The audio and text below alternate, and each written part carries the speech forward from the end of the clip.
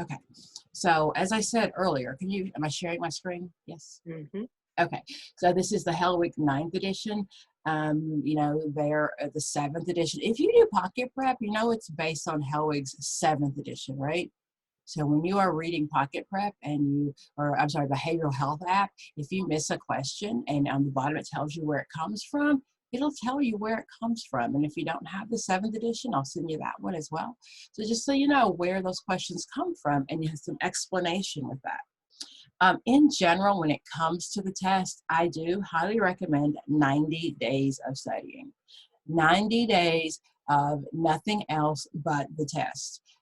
What I say to you is, you know how an alcoholic, even if they stop drinking, they still reek of alcohol, right? You can like smell it. You should smell like the NCE. When people walk by you, they should say, oh, you got some Freud on you today, or that's some Erickson, right? It really needs to encompass your life for 90 days. That is the best way, and I've been teaching this, I've been tutoring this for years, and instead of having to take this test over 17 times, to just really suck it up for 90 days. And I get that you've got bills and kids and everything else, I get it, but you know what? It will not hurt your kids to know Erickson stages. They will be okay. I swear. So we tell them, when they're 3 to 5, that they are in Erickson's stage of initiative versus, initiative versus guilt, and they need to get it together, and you're not going to make them feel guilty. Whatever it takes, make it part of who you are. These are not things that are foreign to you, right? You learned all of these things in school. This is a refresher course, and all we're doing is kind of putting the verbiage, the words, to what you do all day anyway. Tell your clients. Did you realize that Freud would think that you're using intellectualization as a defense mechanism? They will think you're so smart. Okay? So it's not as if it doesn't apply to you anyway. So just use the verbiage as part of who you are. 90 days. I also don't ever recommend that you study more than an hour and a half at a sitting. I hear people tell me that I've studied for 5 hours today.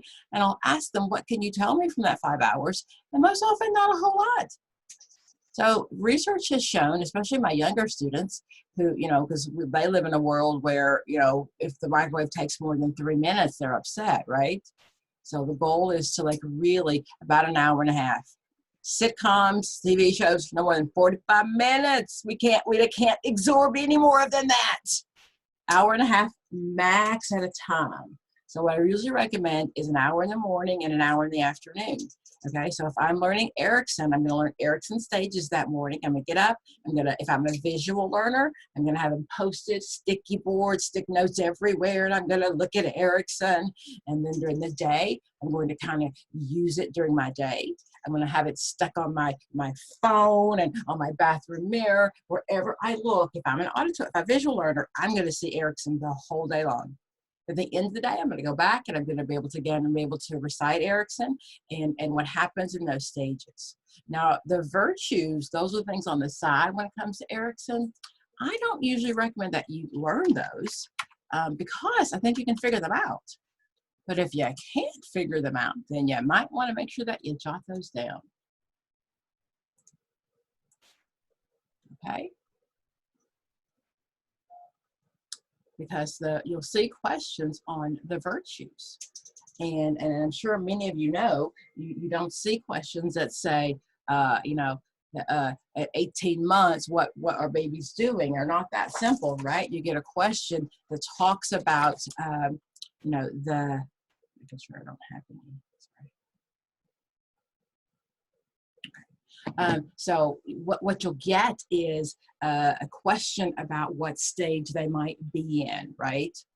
So you've got a man who is in his 70s, and he's very upset because he worked his whole life and he had his career, but he never found anyone. According to Erickson, and when I see Erickson, what stage is he in? Or where did he get stuck? So while he's 70, if he never had intimacy, he's stuck in that intimacy stage. So you have to learn not only the stages, but then what's supposed to happen in the stages. Because they're very rarely that upfront about it, right? So I like these. I think these are not near as hard as we think they are. Oh my God, I can't, all those things I can't remember. There are 8 of them. Erickson's stages. Erickson has 8 letters. There are 8 stages. The first one are your babies. Trust versus mistrust, right? You're laying in the crib. Oh gosh, somebody come pick me up. The second one is autonomy versus shame and doubt. Those match Freud's. Erickson was a little Freudian, little, unconscious. So oral and anal match trust versus mistrust and autonomy versus shame and doubt. So my 18 to 3-year-olds, they've got on their big boy underwear, right? They're super mad and they have an accident. Right? That's the anal stage of Freud. Okay, that third one, initiative versus guilt. Those are my 3 to 5-year-olds. That's the one time the kids don't mind helping you with the chores. They're so excited. I help. And they make a total mess. They mix the clean clothes with the dirty clothes and the clean dishes with the dirty dishes, and you're upset. Okay, that, of course, 5 to 13, okay, that is when I'm starting school. And what you think back in elementary school, what were you good at? What were you good at? That is competency. What he said was between those elementary school years, if you don't figure out what you're good at, then you'll always feel incompetent. You'll always feel inferior. Okay, so I was the best reader in the class. Yes, that was me. Okay, do you remember who was the worst reader? Remember who was the fastest kid on the field when you went out for recess? Oh yeah, remember. Basketball player, the musician, the one who did whatever you were good at. That's one of the reasons you put every kid into every little sport between those ages, right? T-ball, soccer, dance, karate, football. Like, I'd be good at something. That is that competency. And what he said then is, if we've got to figure out some place that we feel good. So you might see the word, a kid or an adult who is 21 and he never feels, he feels like he can't do anything. He feels incompetent at everything. According to Erickson, or what stage might he be stuck in? He's stuck in that industry versus inferiority, because he never developed what he was good at. Okay? So my identity versus confusion, that is who I am. That's 13 to 21, right? When you're 13, you just want to dress like all your other friends. But Mom, everybody has that. Everybody's wearing this shirt, Mom. Everybody. And you cannot wait, right? Like everybody else. But by the time you're 21, if you're dressing like your girl at the party, there's a problem. We don't like that. So not only do you figure out who you are, you also figure out your sexual identity. You like boys, girls, tall girls, short boys, both, right? There's the issue of gender dysphoria. That's on the test. Gender dysphoria is when you believe that you were born in the wrong body, right? Okay, that all happens during that stage.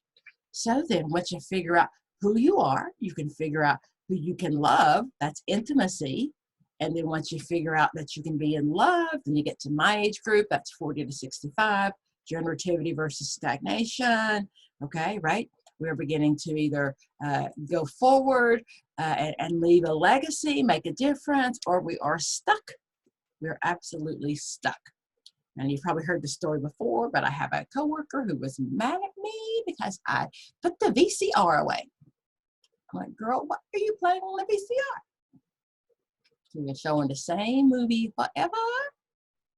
We're college professors. We have a big old, like, the Promethean board with the touch screen that you can, like, it's like half the wall.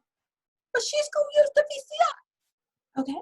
So we don't want that. We need to continue to go. And the last one, of course, is integrity versus despair. So I'm looking back at the end of my life, and I want to look back knowing that I made good choices.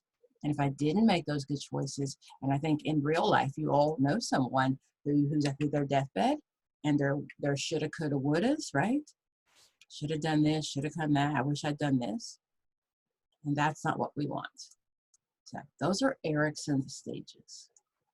We'll copy that image and put it in there. Okay, but not only knowing the stages, but also then knowing, like, what happens in the stages and what happens if you don't pass through the stages that easily. Okay, and the goal is, so you're supposed to like know like what happens in the stages, but then what happens if you don't pass through. He also used that word moratorium. You might see that sometime. So he said a moratorium is when you stop. But sometimes you're just done, like between college and high school.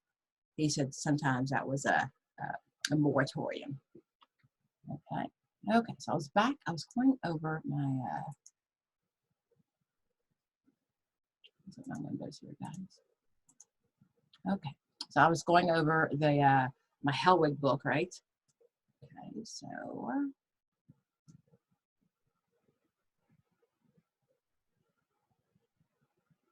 human growth and development, there seems to be a lot of places that my students really struggle with. That's that normal human growth and development. I hear a lot of people who kind of get those things, miss those. So, and again, you're using the purple book, the green book, I don't care what you're using. You shouldn't find any other information any different from any of the other books. Okay, so you just want to make sure that you know the stuff. So if I say, like Piaget and his stages, you should know those off the top of your head. Okay, and not, oh, I can recognize them when I see them in a question. No, because you're not going to see them in a question. You're going to see them in a way that you should already recognize them. I'll pick up my theorists here, guys. Okay. So when it comes to the theorists in general, person-centered, knowing all those good people, right? There's always a couple of key terms. And in this book also, it also is going to talk about, gives you this kind of,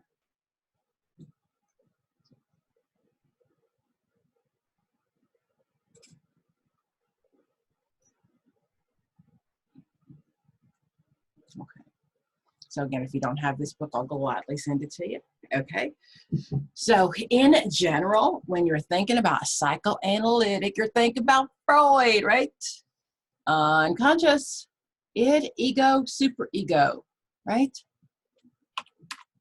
If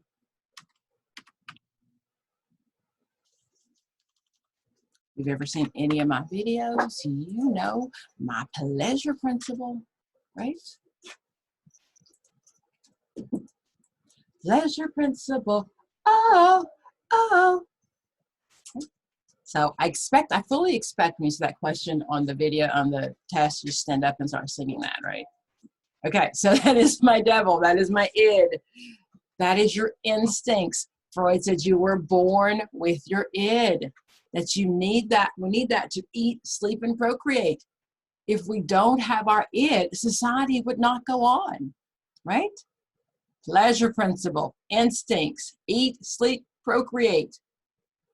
My super ego, that's my morality.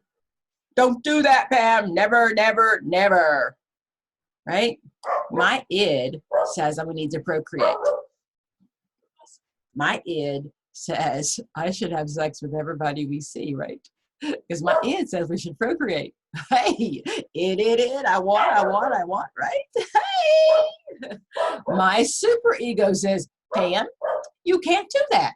No, no, no, no, no. But my super ego says, Pam, you can't have sex with anybody. It doesn't just say don't have. It just says, no, Pam, we don't do that, right? And then my reality principle, which is my ego, that says, hey, wait a minute. You get a husband, you get a girlfriend, you get whatever, and it's okay to have sex with that person, right? So my id, my what? I want now.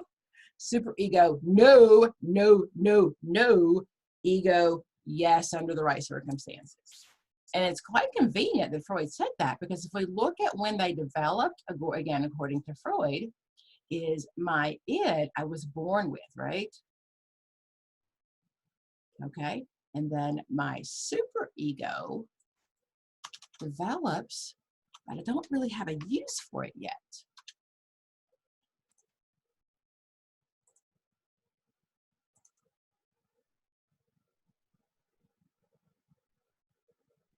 Okay. So born with my id, right? Okay. Then my ego develops. So that's that oral stage, the first stage, right? I'm putting everything in my mouth, always. My mother she's supposed to be breastfeeding me, and she should breastfeed me the right amount of time and the right way. That's when your ego develops. Okay, and then so it's OAPLG, oral, anal, phallic, lazy, genital. I've heard old ass people love gold. I've heard Orphan Annie, pretty little girl, any of those, but you need to know those in order, right?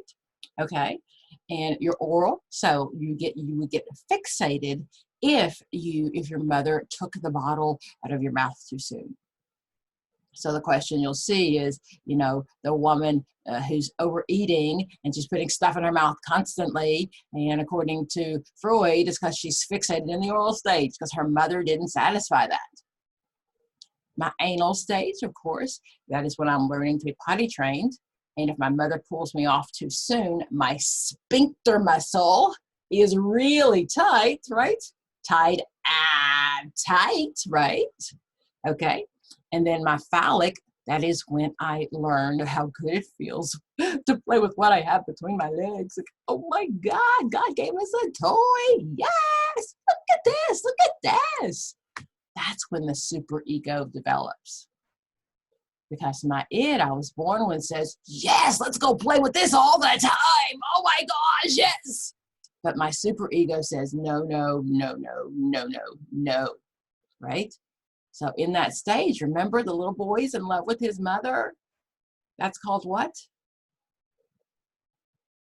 That is my Oedipus. Yes.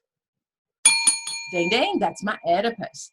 The boy is in love with his mother. That is the Oedipus. The O is silent, but it's Oedipus. And the little girl is in love with her father, and that is the Electra. So that stage is filled with like sex, according to Freud, right? Anything that talks about genitalia, anything masturbation or touching or any of those things, that's that stage, okay? Freud also believed that the little boy was afraid that his father would find out he was in love with the mother and he would cut off his penis. So the question you most often see is a little boy, he's 3 to 5, he's going into surgery, and they're putting a needle in his groin, and he is terrified. What is he afraid of? Okay, and the question sometimes is like pain. That is not the Freudian answer. What he's afraid of is daddy's going to cut off his penis. So castration or mutilation, that's according to Freud, that's what he's afraid of. Okay. The girl, of course, she just wants to be like her dad, so she develops penis envy, because she wants a penis like her dad. She wants to be like her dad. That's OAPLG, oral, anal, phallic, latency, and genital. The only sexual stages are O, A, and P, right? Latency, nothing happens. Latency means like hidden, nothing happens. And then the phallic stage, the genital stage is where we should end. And of course, that's the stage where then any question about actual sex. Okay, so if you have difficulty having sex, according to Freud, right, that's you're in the genital stage. Okay, OAPLG. And again, knowing what happens in the stages, because most often the questions you're going to see are going to do with them being stuck. So a man who, again, he smokes all the time and he's overweight and he says, I only eat a little bit. Psychoanalytic theory would say he's stuck, fixated in the oral stage. Anal stage, those people who are, again, tight wad, tight-fisted, they're stuck in that stage. Okay, always the mother's fault as well. Okay, so Oedipus and Electra, those are also Freudian stages. Now, all of my defense mechanisms are also Freudian, right? They're all in the unconscious. So Freud would have said that the unconscious are things that are to protect us, right?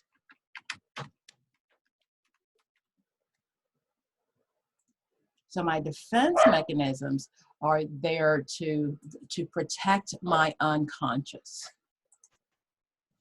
Okay, again, so everything with Freud is in the unconscious. Everything.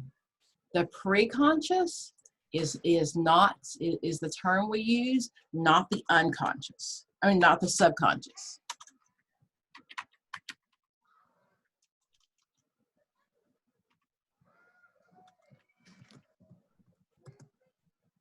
Somebody needs to like unmute themselves.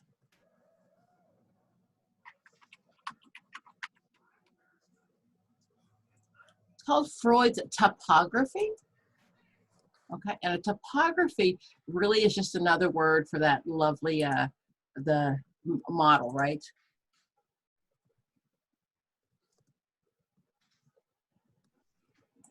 Okay, so Freud believed that everything was in the unconscious. And it was his job as a theorist to bring things to the conscious, right? Okay, so then like I said, my id, that's my pleasure principle down there, unconscious, my super ego, and my ego. The pre-conscious were things that if I tried really, really hard, I could bring up by myself.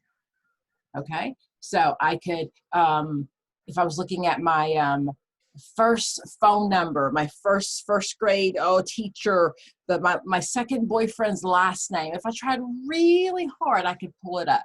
That's a pre-conscious, okay? Not subconscious. That is not a Freudian term. Okay, and then the conscious, of course, is that little bitty. So with psychoanalytic theory, Freud's job was to bring things from the unconscious to the conscious. That was his job. Okay, so psychoanalytic theory said everything was stuck underneath, and you poor dumb woman, you didn't know why it was going on, so he was going to bring it up for you so you would figure out what was going on there. Okay, now when it comes to assessments, what did he use to bring those up? He used that TAT, right?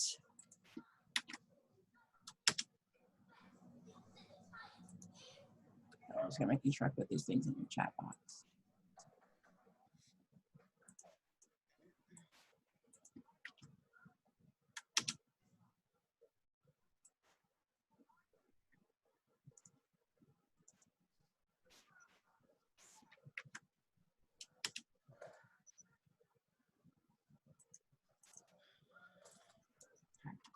So he used the thematic appreciation test. I can never say that.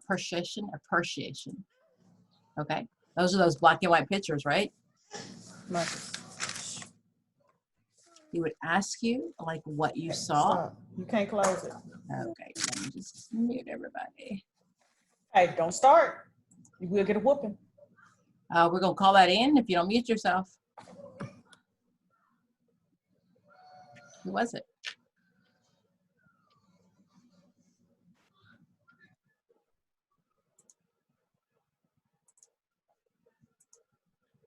That was supposed to be funny, by the way.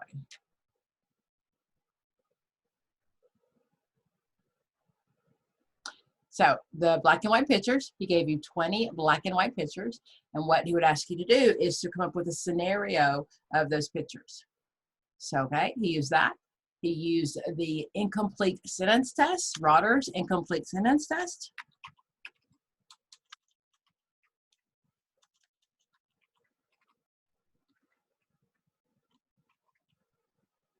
Okay, those fill in the blank, right? That's the Rotter test. I think I see blank. When my nerves are, I suffer blank, okay? So all those things are things that you should hear, right? That you should fill in the blank. And the other one, of course, is the ink blot, which is your Rorschach. Okay, so when it comes to the assessment pieces that Freud would use, those are the ones, the three that he would use. Okay, those are assessment tools he used to bring things from the unconscious to the conscious. Okay, all of his tests, yes, were subjective, very good. Subjective and projective, because you're projecting from your unconscious, right? Projecting it out, and then they were subjective because it was just his opinion. Objective are facts, right? So subjective is my opinion. So it was just based on his opinion. Okay. So again, all of my defense mechanisms, also remember, they were all in the unconscious. These were in the unconscious. And he used those tools to bring it up so he could tell you what that really meant.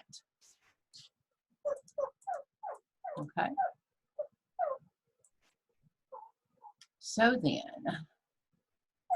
Carl Rogers is probably the next biggie guy. Okay, so Carl Rogers was my, what words do I think of when I think of Carl Rogers? Unconditional positive regard. You got it. You got it. Okay. So Carl Rogers did not believe in diagnosing. Okay. Dream analysis, Patricia, that actually did belong to Carl Jung. It's still psychoanalytic, but it did belong to Carl Jung, believe it or not. Yes. Okay. So, and if you see dream analysis, you'll just see psychoanalytic or psychodynamic. I haven't seen a lot of questions on Carl Jung when it comes to actually his theory. What you're going to more see is his 4 archetypes and the MBTI, the assessments. So that's their Myers-Briggs. That's based on Carl Jung's 4 archetypes. Okay. So that's, and you can look that up if you want, but that's usually the only time you're going to see Carl Jung. So, Carl Jung, my Carl Rogers, again, so he believed that the client was the expert. He believed that we were expert in your own life. There was no way to diagnose because that was pathological, right? It made it a problem, and he didn't want to pathologize people's normal human growth, he said, right? So again, unconditional, positive regard, congruence, yes, I said everything should line up. Okay. So like if you get a question on, which one should you use? If you've got a choice and you can use any theorist you want, and you've got a group of drug users, Carl Rogers is not the one to use, right? They don't need unconditional positive regard. They need to be called on their stuff. So the answer to that one most often is like TA, transactional analysis. That's where you have those parent, child, and adult places. Because that is not the one you need to use with someone who has got some stuff there.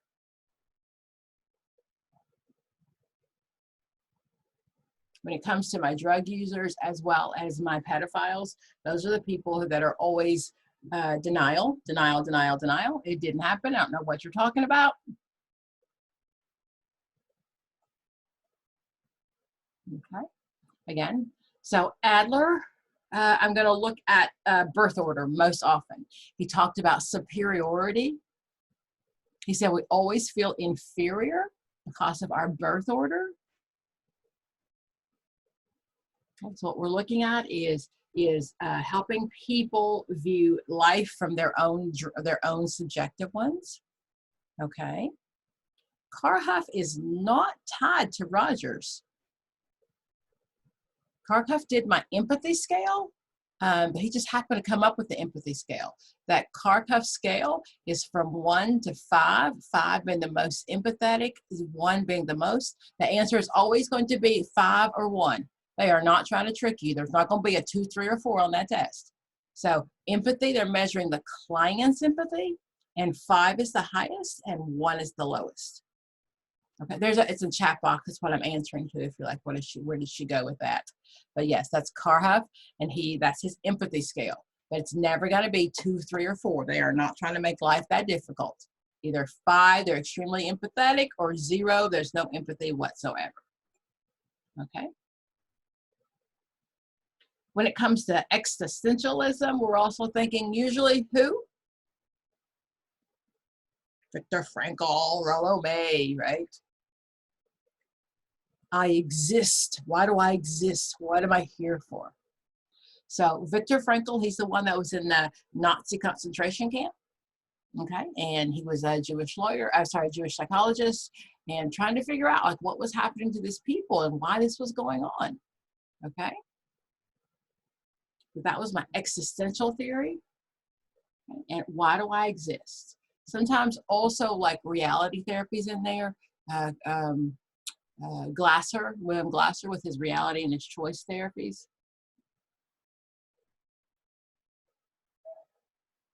Go down here. most often, and someone correct me, you don't always see the name. So I try to throw in the name with it, but you're not always going to see the name when it comes to definitely to know always hearing the theorist. Okay. Person-centered, again, that's my Carl Rogers.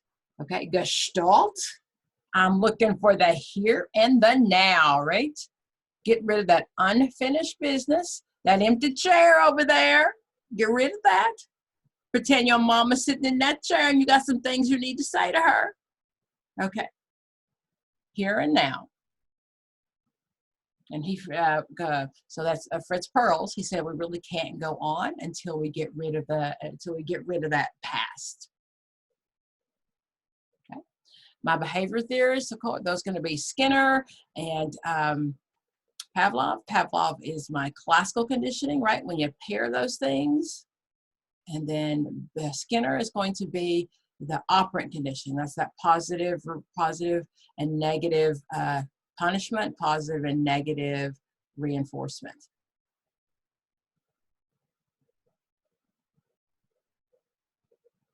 Okay, that's my choice therapy reality. That's Glasser. He said we all have choices in life. It's the choices that we make. Our feminist theories, remember, you do not have to be a female to be a feminist theorist for that approach to work. We do know that, like, what's her name? Yeah. Like Karen Horney, she was a feminist and she came after Freud. So she was not initially considered a feminist, though. She was considered more of a Freudian. With Kohlberg, we know that Kohlberg had his belief when it came to his theories, but however, the feminist approach, Carol Gilligan, yes, she said that women didn't develop that way. Okay. When you see postmodern approaches in general, that means anything that's like not Freud, right? Anything that's like a newer on the end, that's not those Freudian. So anytime we see like the logotherapy, the DBT, any of those things that are newer, those are considered postmodern approaches.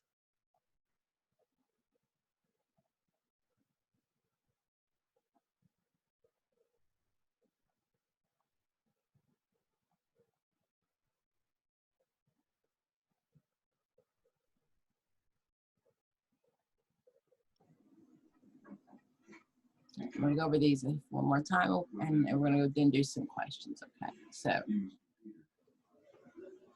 What do you say? You give me a moment. Okay. I'd love to give you a moment. So, okay. So, again, Freud, we talked about neo-Freudians. Neo-Freudian means that they were like Freud, they were just after Freud, but they were believers, a part of Freud's theory. That's Karen Horney. Eric Fromm, I haven't seen him enough to worry about him. I usually figure like if he's the only choice left, it's got to be him, right? Henry Stack Sullivan, he was a behaviorist. However, he was a behaviorist that was a Freudian. Again, not a biggie, not a biggie. Object relations theory, that is Margaret Mailer. So remember your object relations, that's not an object, that's the person. She said between 24 and 36 months, you needed to have developed with a person. And if you didn't develop during that time, what would happen? You would have that reactive attachment disorder, right? Failure to thrive.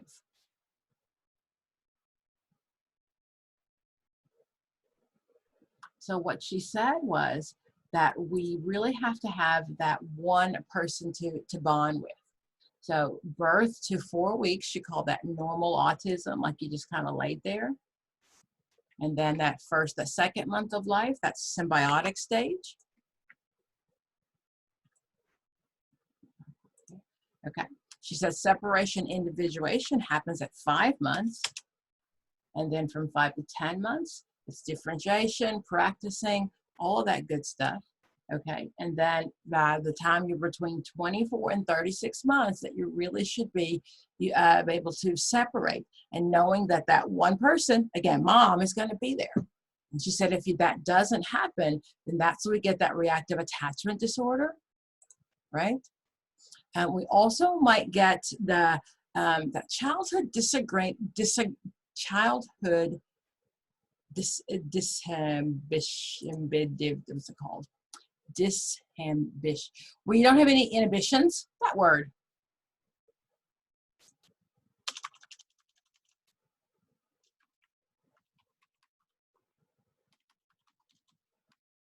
It's disambition, ambitions disorder.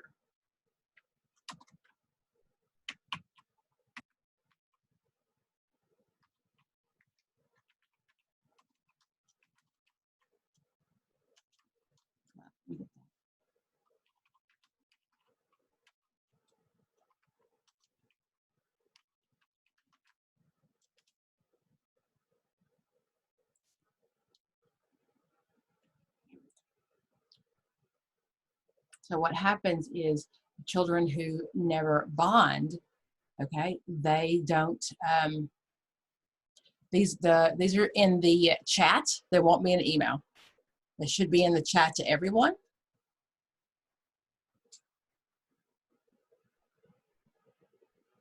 Can everyone see the chats? Yes, say chat to everyone.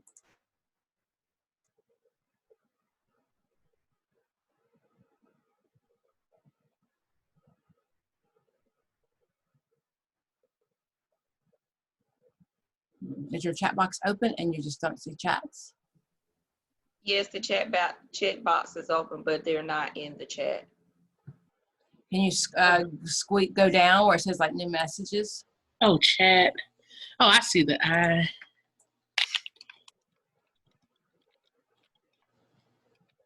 I have the chat box open, but And when you go up and down and move up and down, you don't see. Chat. Yeah, click on files and okay, chat. click on files. Oh, file.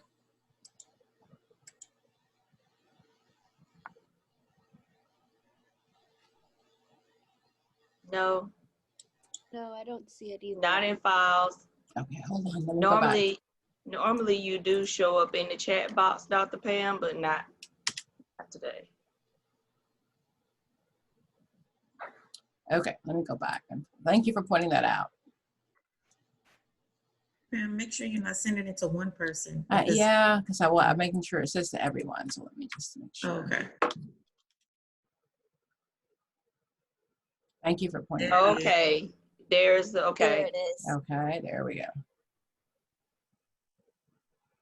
Thank you for saying that. And I'll make sure I'll go back. Mm.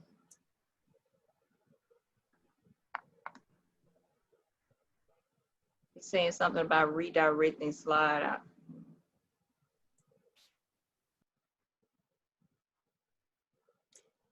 Yes, what was sent just now is not like a working link. You usually have to copy and paste them. You do. It's from, so just like copy it and then put it in your, because it won't let me send the pictures. It'll just let me send the images. So usually if you copy it and put it in your chat box, it should let you open it. And put it in your, in your browser.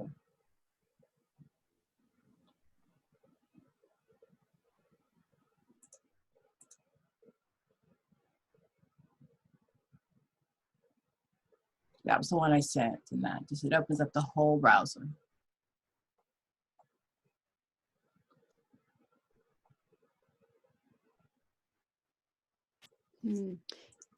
Yeah, when I copy and paste that whole thing, it still says redirect notice.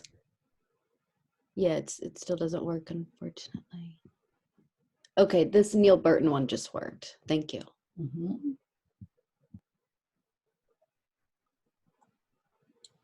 I have a question. Hold on one second. Hold on one second. Let me just stop recording.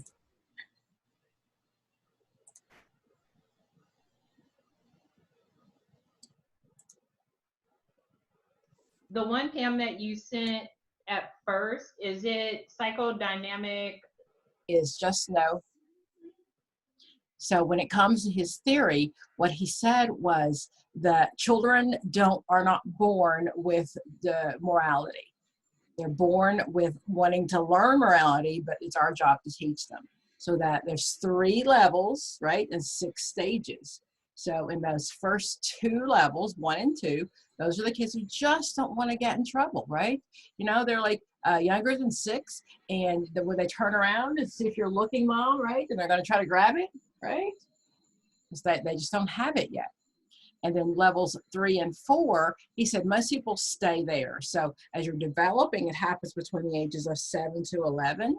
Okay. However, what then there is you just want to be known as the good kid, right?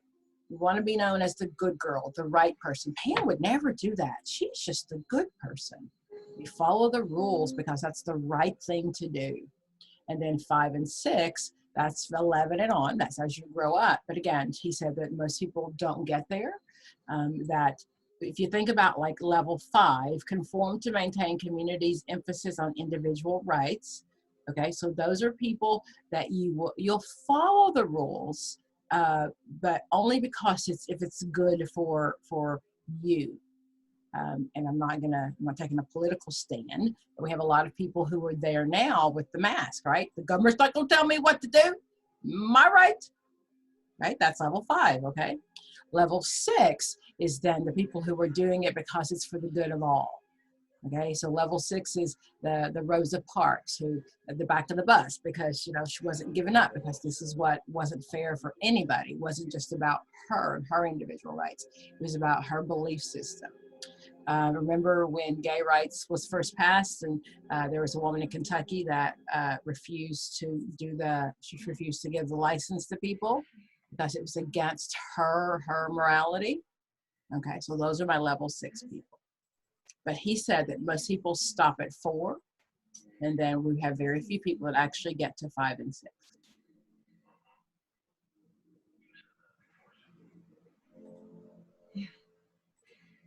Who are you speaking of again, Dr. Pam? I'm sorry. So these are Kohlberg's theories. Okay, Colbert. Yeah. That sounds familiar. Okay. Somebody needs to mute for me.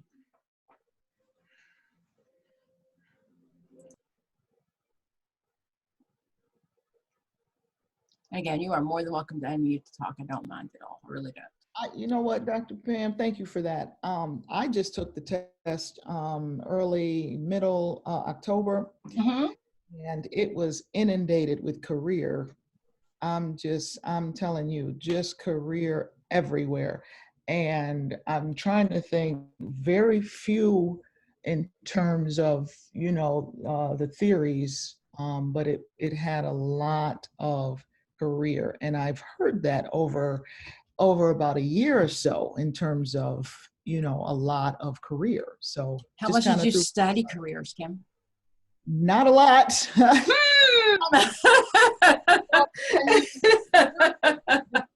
Do a lot. It was in my breakdown in terms.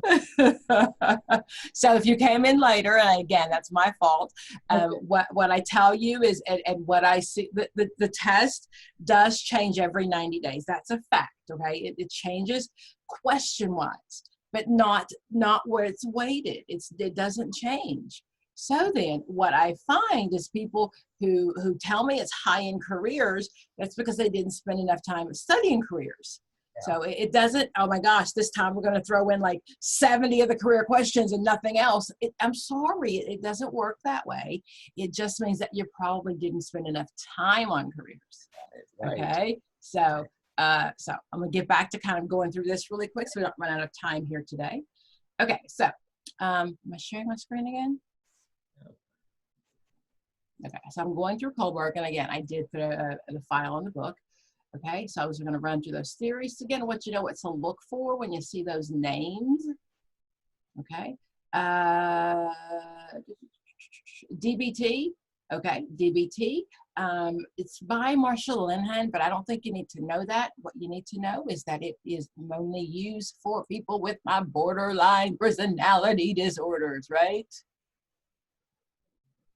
Okay, borderline personality disorders. Okay, mindfulness, distress tolerance, interpersonal effectiveness, all of those things come from that. Okay, REBT, that is Albert Ellis. That's that irrational emotive behavior therapy. What you're going to see in the question is someone who has made some erroneous beliefs, some erroneous thoughts about an event, right? I got divorced, and my husband told me that it was all my fault, that I was fat, ugly, and stupid, and I believe him. So what I'm looking for when I see those questions is the belief about the event, okay?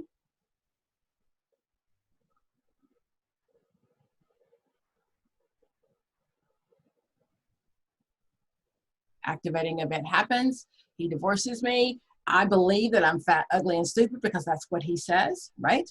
The emotional consequences of that are going to be then, I feel bad about myself, right? I'm at the bar picking up anybody who's going to go home with me that night. Hey, yeah, you got 2 teeth? Well, dude, come on, right? But then if you dispute those beliefs, the therapist comes in with the D and says, hey, wait a minute, Pam, let's go back and look at that event. What really happened? And then I rethink that event. I have a dispute to those beliefs, and then I have the effective new belief system. Okay, so that's the ABCDE of REBT. What you're looking for in the questions is you're having to change your thought pattern, your rational belief system about the event. Okay.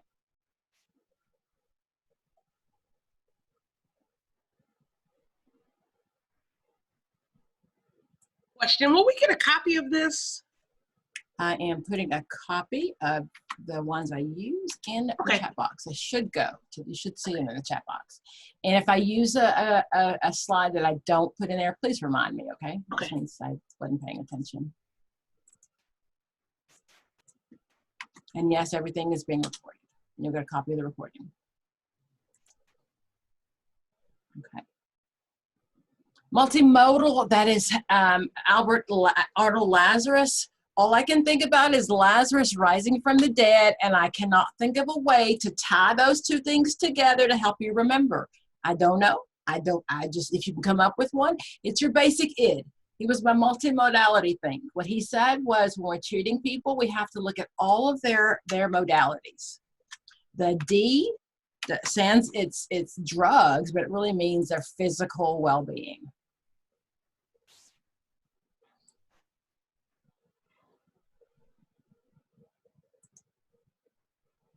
So I cannot come up with a way to, like, I don't know.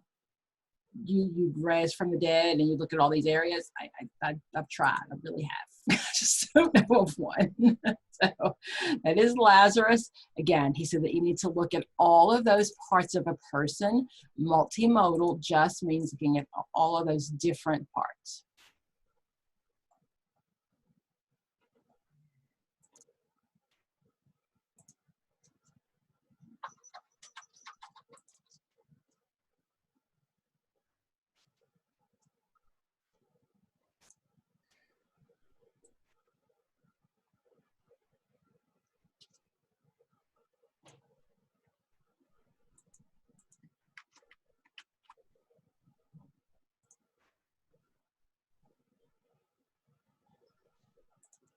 The windows here, guys.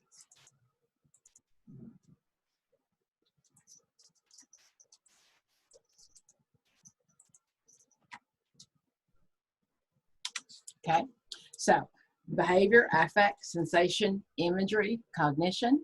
Your I, the second I is interpersonal, and D is your biology, your lifestyle. That's your basic id. Lazarus, and again, multimodal. He said that when we're working with clients, when we're looking for an orientation, we need to make sure that we address all of those things.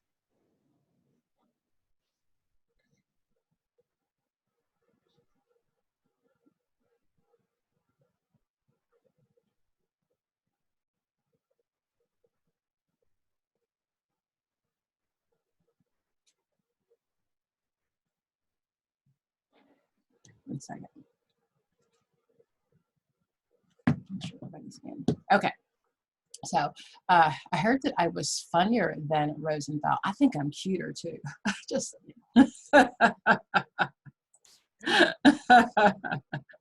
That's not saying a lot though. Okay, so let's keep going. Reality therapy, I talked about already. That was my glasser, right? Choice therapy. You'll see that a lot with, you've got a kid who is like 16 or 17 and he won't go to school, he's not doing what he's supposed to be doing, and it's a choice. What he said was, you know what, you're old enough to make a choice. So get up and make some decisions. So that is reality therapy or choice therapy. Okay.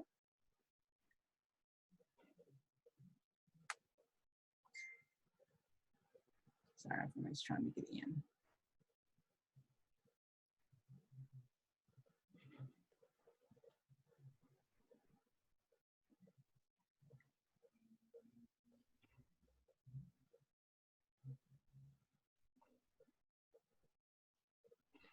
Okay. WDEP, I really haven't seen that in a long time. It is, anybody seen that recently on the test? I just haven't. I haven't. No. We talked about our feminist therapist. Solution focus. Solution focused therapy is the only one that does not follow the medical model. The medical model starts with the problem. Solution focus starts with solution. That's the miracle question, right? If you woke up tomorrow and the miracle had happened, what would it look like? Or would your life be different? That's your miracle question, right? You're going to use the scaling 1 to 10. If the miracle happened tomorrow, where would you be on the scale, right? So scaling questions, the miracle question, solution-focused brief therapy, okay? And that question was on the test, actually, that solution focus. I do remember that one. Everybody get that? Everybody got that? Mm-hmm. That's usually on there. That is what actually considered one of our post-modern ones. It's a newer one, okay, short and sweet, but remember it's the only one that doesn't start with the problem. It starts with the solution. So it does not follow the medical model. The medical model always says, what's the problem? Okay.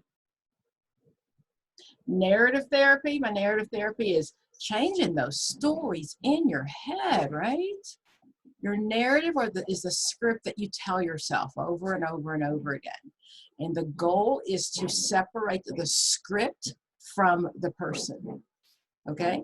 So the stories that your mom and them said, or the things that you tell yourself in your head over and over again, the narration is to rewrite that script. That narration in your head is not necessarily part of who you are. It says narrative therapy's philosophical basis is social constructivism. What is constructivism or constructivist or anything that we construct? Building. Say again? We're building. I think of my 3-year-old boy with his construction paper. He's making something. And you're right. You're absolutely right. Great. Okay. So what that means, though, those are things that society's come up with. So anything intangible, happiness, sadness, right? If we look at Savicus, when it comes to career, he was a constructivist of career. He said that's something we've made up in America, something we've come up with. So whenever you see that term, that's what it means. Those are things that are not tangible. Those are things that we as society have built, have kind of decided this is what that means. Okay? So whenever you see that theory, that's all that word means. So narrative therapy are kind of the things that we have come up with in our head, right? The words, the language, the stories that I've come up with. And most often, those are not healthy stories. So the goal is to kind of deconstruct them, taking them apart, and what this really means. Reauthoring, okay, telling the story differently. Between integrative and eclectic, you might see those both on the test. Eclectic means I don't have a theory of my own at all. I'm pulling from a little bit of everybody, right? Today I'm going to use some CBT, I'm going to use a little bit of Freud, I'm going to use some other stuff, right? And then next week I'm going to use something else. integrative means I have my own theory, that not my own, or one that I usually stick with, right? I usually do CBT. However, it's not working for me with this client, so I'm going to throw in a little behaviorist. So integrative means I have my own. Eclectic means that I'm bringing in somebody else's stuff.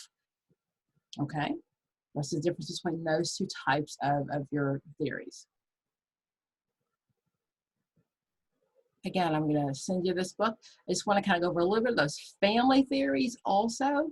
Okay? Because when it comes to like structural family and strategic family, those often, somebody I talked to about Carhut earlier. That's Carhut and his scale. Remember I said, okay, 5 is empathetic, 1 is not. It's never going to be 2, 3, or 4. That's way too subjective to be on this test, right? All they want to know is, do you know who Carhut was? Okay, and it's going to be like a 0. Like the client says, oh my gosh, my husband left yesterday and I don't know what to do. And the therapist says, well, did you want to go ahead and schedule next week's session? That's a 0. That's a 1, right? 1. They're not trying to make it difficult. They're not. It's going to be a 1 or a 5. 5 is the most empathetic.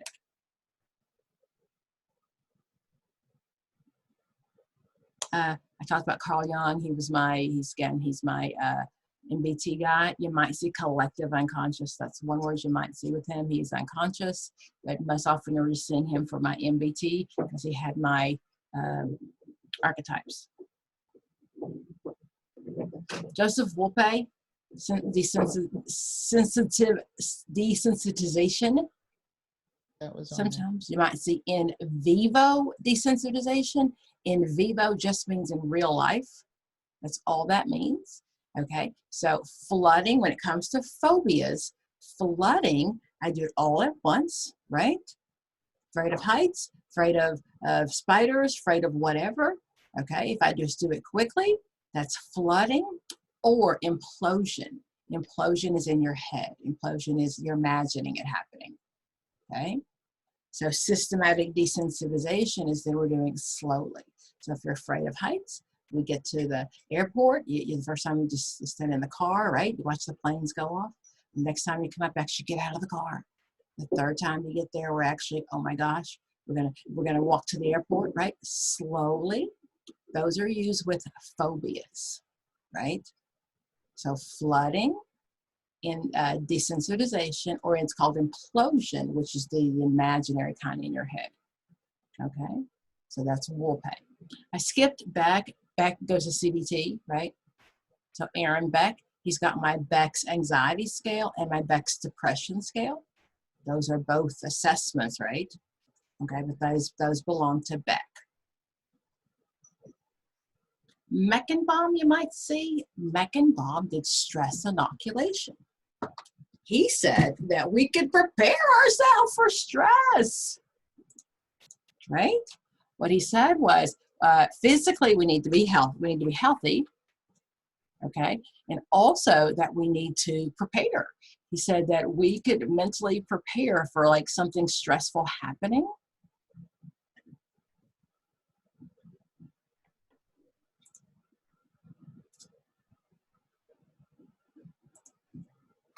He's just mainly known for stress inoculation training.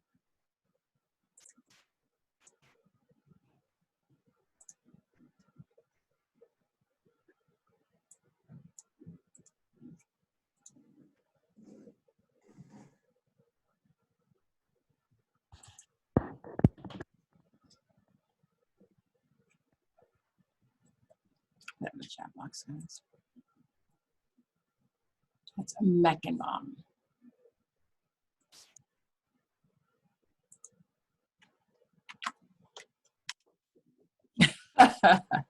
Yes, Meckenbaum. Okay.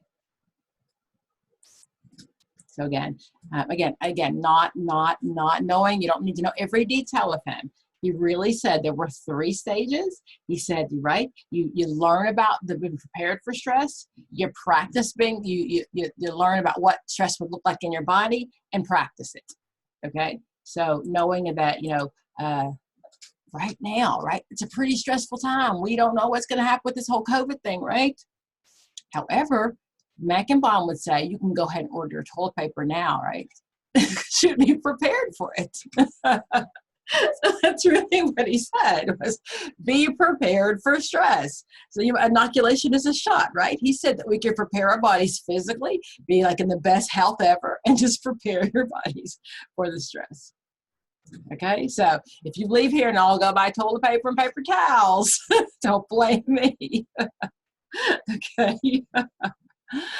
Behavior techniques again. Token economy, that's on there often. A token economy is what you do when you were a little kid. You get stars and stickers, right?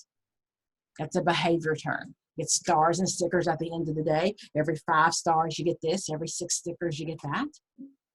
Okay. A paradoxical intention. Now you might see that under family therapy. That is a strategic family therapy approach as well as a regular behavior therapy approach. Paradoxical means the opposite, okay? The only medication that has the paradoxical effect is Ritalin, right? Because the Ritalin is a stimulant, and for everybody else, it would it would freak you out, right? But if you're ADHD, it brings you down. The word paradoxical means opposite. So in strategic family therapy terms, or sometimes systems family, the mother will come in and she'll say, you know, my husband, we yell all the time. We just can't stop fighting each other, blah, blah, blah. The therapist will give them several ideas. Go home and try that. Go home and try this. They don't. He comes back and he says, fine, what I need you to do is go out and yell at each other as loud as you can 3 hours a day. That's a paradoxical approach, a paradoxical directive. That is the opposite. So you might see that under systems family, okay, or strategic family terms. Okay.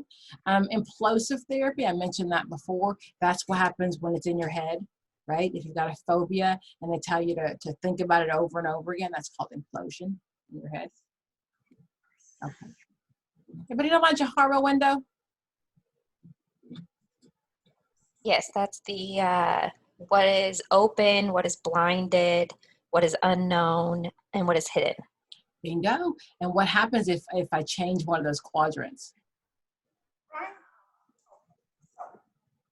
And this is a random gift because somebody's having a party. keeps doing that. Okay. So thank you very much. The Johara window, she's absolutely right. There are 4 quadrants to the Johara window, but the goal is that once we change any of those quadrants, then everything changes, right?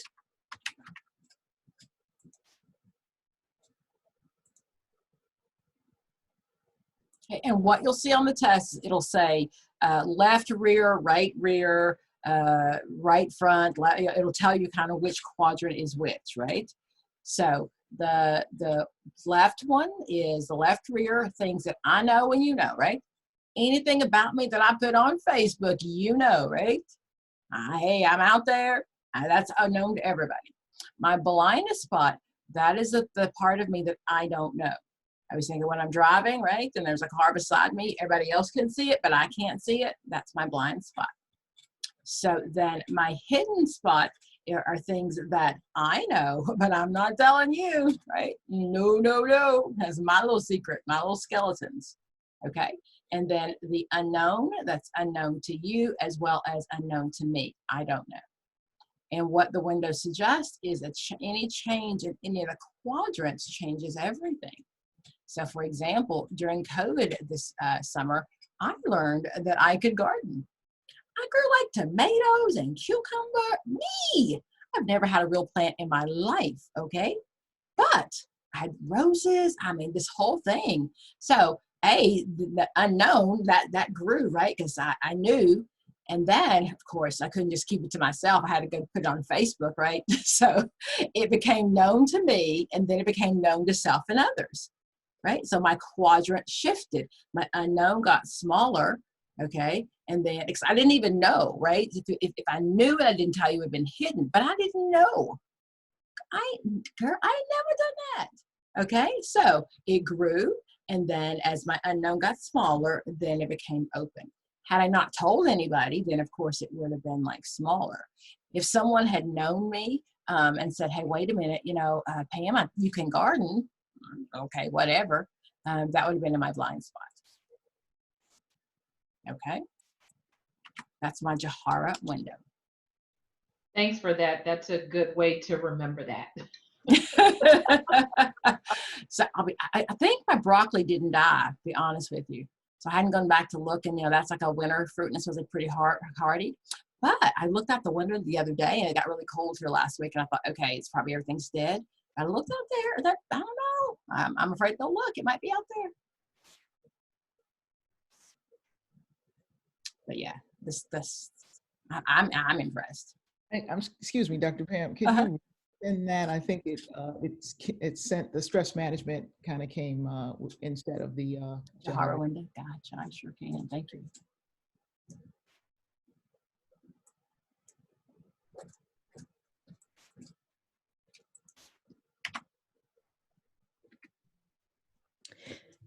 That's why. That's actually the stress management one again, too. It is, I see. So that means I like copied and pasted the wrong one. Yeah. Go back to Yeah. there. And then do it again. There we go.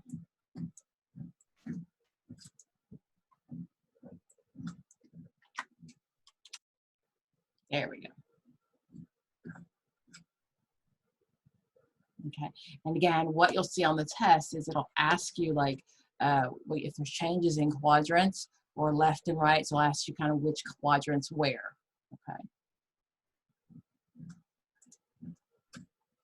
You've seen those questions about consultation, and when you get the recordings with the links in the chat box referred to, you will get the recording, and the chat box should be there.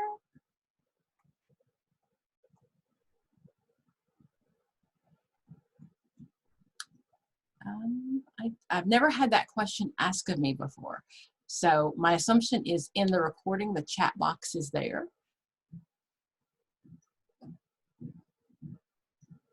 I think. How about that? Okay. So if it's not, you get the recording of like where it was. Does that make sense? But it should be there. Okay. So when it comes to consultation, that comes up often. You're between a consultation and supervision. You always pay for a consultation. Okay. There are different methods of consultation. I haven't seen a lot on there. But knowing that when it comes to consultation, that is something that is most often you're paying someone to come in, and they're going to come in and they're going to tell you kind of what their belief is about whatever's going on. You can use it or you cannot use it. It's totally up to you and your agency. Okay. But the consultation is usually not free. Okay. So when it comes to my families, so I'm just going to go here. So the systems umbrella is the biggest one, right? That's the family systems approach. So the strategic and the structural come under the family systems approach.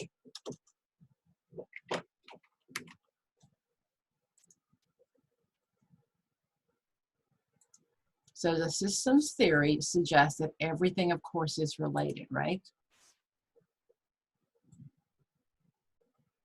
Okay, so this is my lovely family, okay, and you see in this lovely family, everybody has perfect boundaries and things are good. Okay, so the family as a whole is a system. The kids are a subsystem. Okay, the mom and dad are in their subsystem. Those are all together. Okay, the input from the environment is what it takes to run this system, right? So mom and dad need job and friends and food and you know, all the things it takes to run your household, right? To make your happy, healthy system run. Okay, anything this house doesn't produce has to come in from the environment. So that is, again, income and friends and kids' friends and grandparents, love, all that good stuff that comes in to make the system run. That's your input from the environment. inside the system that's called throughput. Throughput is when the energy comes into the system and mom and dad use that system to raise these happy, healthy kids, right? Okay, you see again, mom's in her own separate unit, dad's in his separate unit, and then mom and dad together are a subsystem. And those boundaries, you see those, they're perfect, right? They're not too enmeshed, and they're not too disengaged, but everybody still has their own system. So, and we'll see that kids are in their system, right? They're not, mom and dad and kid aren't in the system together, right? This is a healthy system. So then the input comes in. Mom and dad, mom at this point, she's homeschooling, right? Because of COVID. So she's homeschooling the kids, life is good, all that good stuff. The output to the environment is what a healthy system puts back out to the environment, right? So dad can go to work and save the day because, you know, he's got this lovely family he comes from, and the children will grow up and become taxpayers one day, all that good stuff. Great system. There's a term called entropy, E-N-T-R-O-P-H-Y. Entropy means that the system dies. So if dad decides that he's going to go out and, you know, sleep with his 20-year-old secretary, and mom finds out, right? So mom decides she's going to, you know, like burn his car and his clothes. And man, I'm reading too much into this on my own. That's countertransference, right? Mom decides to, you know, burn his car and his clothes and tell everybody at work that what daddy did. The income stops, right? So that's entropy. That is when the system begins to die. Okay, nobody's coming over anymore. Mom might be locked up in the loony bin for a couple of days. I'm sorry, that would not be a therapeutic term. Mother might be psychiatric hospitalized for a couple of days. Any of those things that could happen would stop the input. That is entropy. That is the system dying. Okay, so there's no input coming in, right? There's no positive energy flowing. Nothing healthy is going out. All of that things, that system is eventually going to close up and die. Negative entropy, N-E-G-A, negative entropy is when the counselor or somebody comes in and stops the dying system, stops the process from dying. Okay, that's a systems theory, and that is entropy, boundaries, all of those things are part of it. Okay, now the systems theory was broken off into two theories. It came into my structural theory as well as then my strategic. So structural talks about the structure of the house. Okay, so the structural family system, again, that's general family system. We just kind of talked about that. We talked about circular things happening in the system.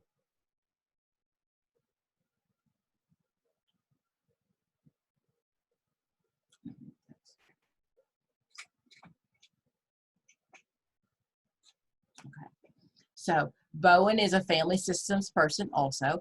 He was a a structural family system. He looked at the structure of the home. Bowen, of course, guys, is your genogram guy, right? He made you do the genogram, look back at the generations. He was looking for things that get transmitted down through generations. A lot of times I ask my students who they're going to vote for, and they'll tell me, you know, whoever, and I'll say, why? Well, because my mom and him did, right? So all of those things are structural family things that we've just passed down. Some of the terms he used was the importance of differentiating yourself. He said, you know, learning to know that, you know, you can be part of this family, but not have to vote the same way they did just because that's the way it's always been done. So differentiation of self. You might see a question that says a family who, the 16-year-old decides he doesn't want to spend Christmas with his family. What's going on? He's just being himself, right? Okay. Triangulation and triangles we see. So triangles are, I mentioned before, when that mom and dad and child, or mom and the two children are together and not the way the family should be. So triangulation occurs most often when the dyad, two people, mom and dad, there's some tension going on in the dyad, and a third person comes in. And the third person comes in to help them decrease the tension between the two people. Okay, so that's what happens when there's when the triangulation happens.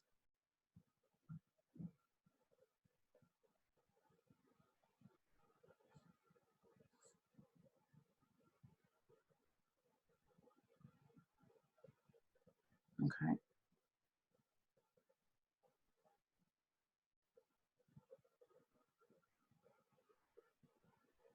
One second.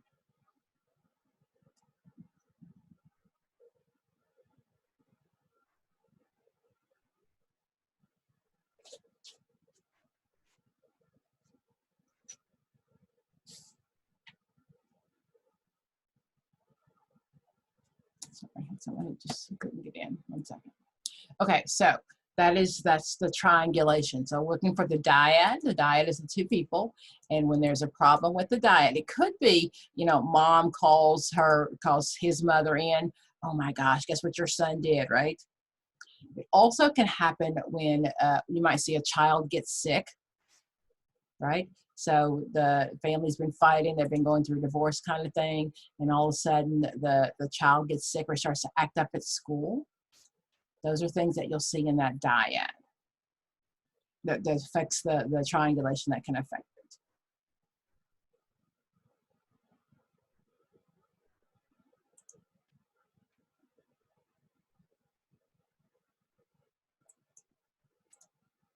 One second, guys. I just make sure that somebody's trying to get in.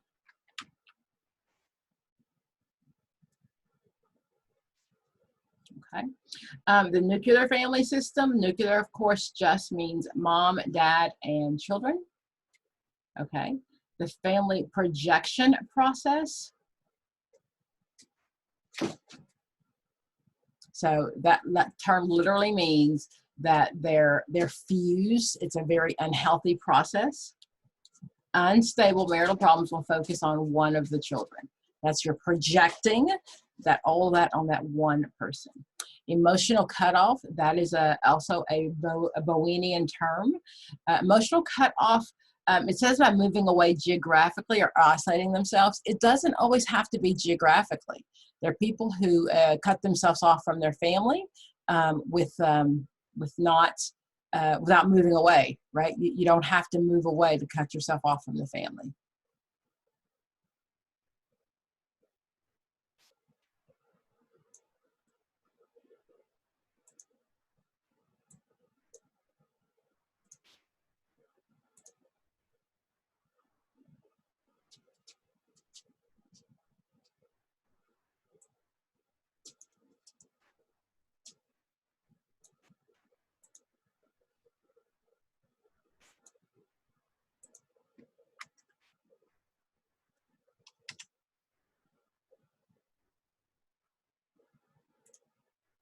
Okay, sorry about that. Okay.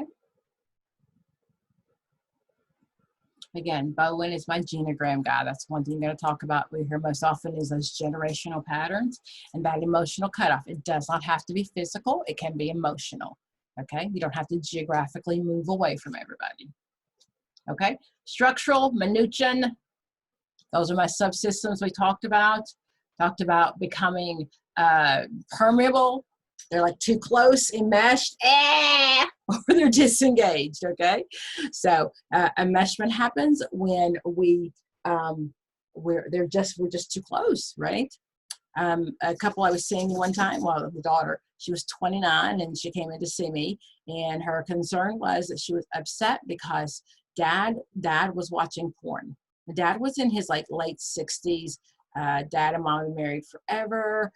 Dad was the only provider in the household. Financially paid for both his girls to get through school. They both lived at home, didn't have any bills to pay, and she was upset because dad would come home and watch porn. Now, mind you, mom wasn't the one upset. It was the 29-year-old. Okay, that's gross. Okay, if your dad and mom want to watch porn, that's their business. Move out. Right? That's enmeshment. That's when the boundaries aren't clear. What we know also is that incest increases in enmeshed families. Okay? So disengage is the other one, right? That is when you're not sure what's happening with your kids. So for example, the Columbine murders, right? that, you know, they're in the basement or in the garage building something, like, hello, mom, you should have known something was going on out there, right? Okay, so, and of course I always blame mom. There was a dad in the picture, but we always blame mom for everything. That's a Freudian thing. Okay, so structure talks about the whole issue of the house. If the problem is Johnny's having a behavior problem at school, and a structural approach says there's not a hierarchy at home, there's not good boundaries, right? That we need better boundaries at home and a clear hierarchy. Okay, my strategic family, that is more, there's a problem. It's like a chess move, right? There's a strategy that we need to focus on. It's not the whole big problem of the family. It's just that the something happened and they need a new strategy. Okay, that's where you'll see prescribing the problem, prescribing the symptom. That's sometimes also called that paradoxical approach, right? Okay, tell them the opposite of what you want them to do. Relabeling, that's a strategic term. Strategics are communication techniques. Reframing is a structural term, looking at the structure of the house, but relabeling has more to do with then how we're going to see the problem. I always think a structure family approach is to reframe my whole house, right? Because the structure, the foundation's off, the hierarchy, the boundaries aren't good, right? So come in, redo my house and reframe the front.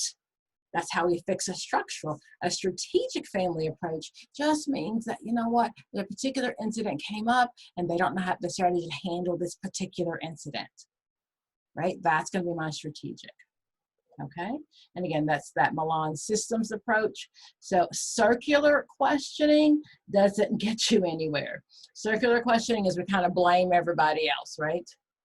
We blame everybody else. Okay.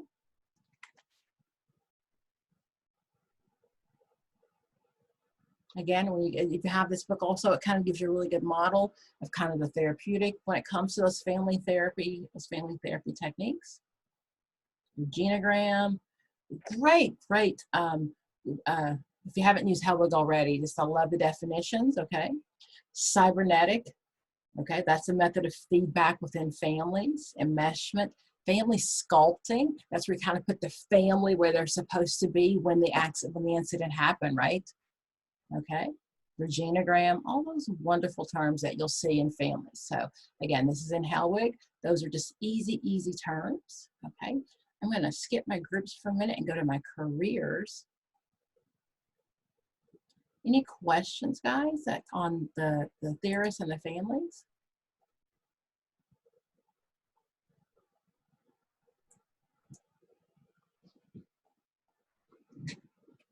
Yeah, is that a thumbs up or is that just a question? Or is that a question?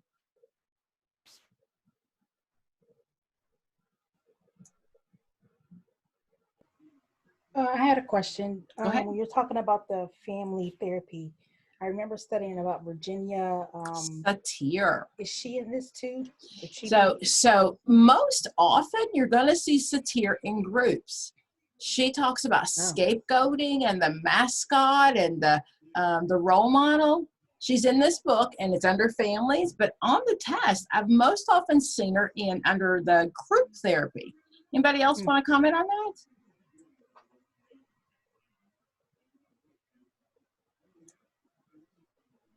She's a famous family theorist and she's been around forever, but most often in the study guide, I see her under the careers. And again, that's the mascot, right? The one who's acting out. So Virginia Satir did her research on substance abuse families. So the roles that we take, but it is in this chapter as well, okay? Okie dokie. So when it comes to my career people, the big ones, right? Super, Holland, Godfrey Son, Krumboltz. You guys pretty good with those? Yeah. No, it would help to go over them. I was just waiting for some feedback. Okay, you know. Good stuff so far. I didn't want to tell you something that you already knew. I was just making sure we were good. Okay. So then. Pam, if you can help us like with acronyms to remember some of that. Girl, there are not. Just learn them. I'm sorry. Learn them, learn them, learn them. The only acronyms I gave you were like Freud, oral, anal, phallic, latency, and genital. Piaget, SPCF, sensory motor, preoperational, concrete, and formal, right? Need to know those. And when it comes to research, memorize those terms. There's no need to learn them, just memorize it. But when it comes to career people, you just have to learn them. There's no easy out. If you came in later, 90 days of full studying, 90 days of taking everything out of your brain but this test. I'm sorry, your kids will be okay for 90 days. If they're hungry, tell them some stuff about super, right? They'll be okay. Super believe that you should be in a career by the time you're 25. When you think of careers, think about Mad Men or Suits. And if you're my age, think about Darren on Bewitched, right? Because he went to his little office every day and she stayed home and did her nose thing, right? So that's really when careers started, the late 50s, the early 60s. It only mattered for white men, okay? So we're learning history. So when you're thinking of those questions, don't think about where you're at right now, because all that mattered is what at the time when it was written. Okay, so we talked first, Ginsburg was first, right? Ginsburg had his 3. And then super came along and super borrowed off of those, right? That's stolen, right? Well, now, borrowed, sampled, stole. If it were music, what would it be called? It's sampling, right? Yeah. Okay, so what you're going to look for is life roles, life spaces, right? That is a big old ding, ding, ding that's super. Because he believed that there was a role, you should be in this role in this space during this time. Okay, so he came up with that term leisurite.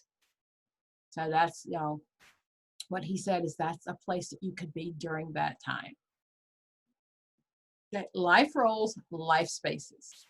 So his stages and his the task are something that should happen there. So I'll put this one there.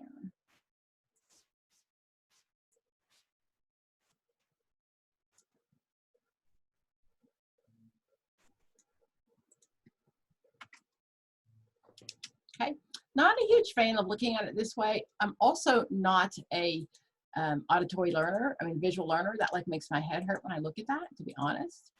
So I prefer it.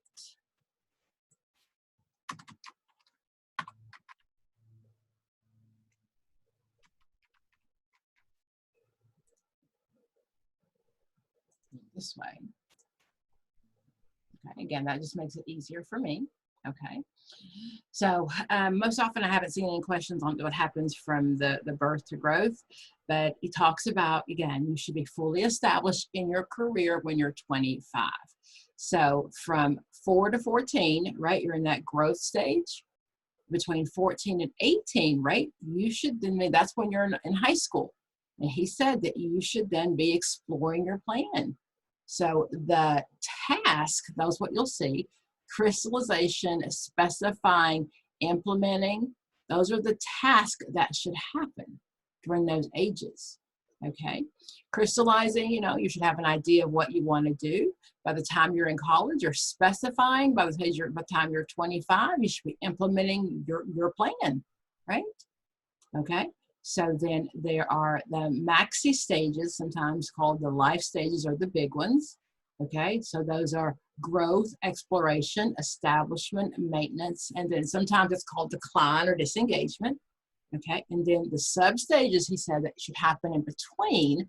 Again, those are your crystallizing, specifying, implementing at 25, stabilizing at 30, and then by 40, you should be fully consolidated in your career until you're about ready to die. Right? Okay, so I just like this. Yeah, to me, it's just as you take those transitions, that's what should happen according to super. So remember, there are the outside ones, those are the stages, but then they're also either called the mini stages, the sub stages, or the task that you should get as you're going through. Okay. So he used life roles, life spaces, and he also talked about the spaces that you're supposed to have, though, the places where you work out those life roles.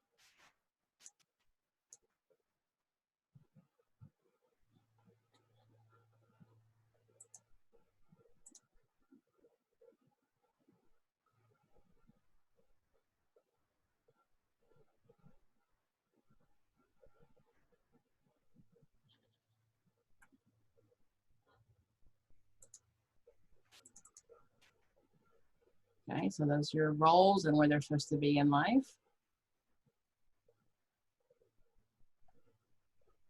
We talked about the arenas also, everything on there but church.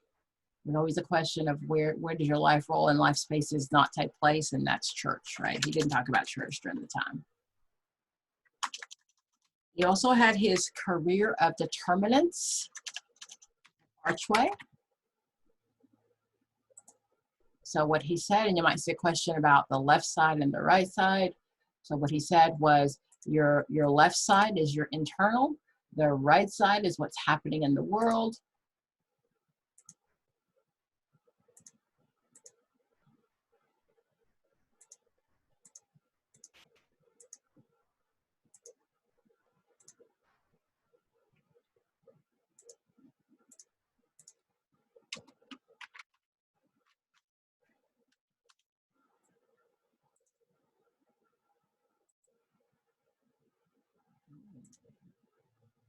Okay, so your left side again, that's your biological, right? You come from a family of lawyers, doctors, people, and you've always wanted to do this, right? That's your inside, your biological, your genetic, your needs. The outside, the right side is then what's happening in the world, the economy, society, the labor market, all that good stuff. Let's say that biologically or genetically, you'd always wanted to be a nurse, right? Everybody in your family's been nurses. Oh my gosh, they've given back to the world. They've been some wonderful, great people. Stop. And suddenly the COVID has hit, and now maybe you don't want to be a nurse anymore, right? Right? Because the outside. So what he said is your inside is your biological piece. Your outside is what's happening in the world. As those two things come together, you develop and you develop into your true self. Okay, so that's his archway of determinants. You've seen that one before, right? Mm-hmm. And now you knew exactly what it means. No, Pam, I could have told you before, right? No. REASAC, of course. That is realistic, investigative. Okay, hold on one second. Give me 1 second, guys. Let's see what's with my doggy.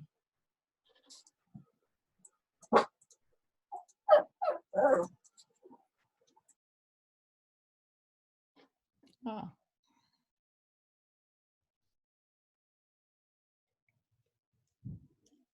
I remember that.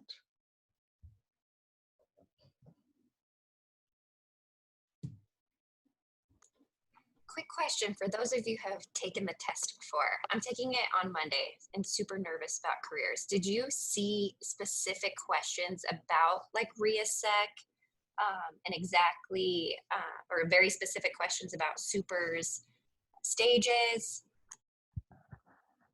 I do remember them bringing up names of theorists and having to kind of connect how they're known. So in regards to are they career or whatever. But I don't necessarily remember yes or no on if they specifically brought this up. Okay. And is there like oh, yes, go ahead, sorry. Super was on mine, and so was REASEC. And they kind of asked you specific questions related to the stages, is how they put it. And those are probably the only two I got right.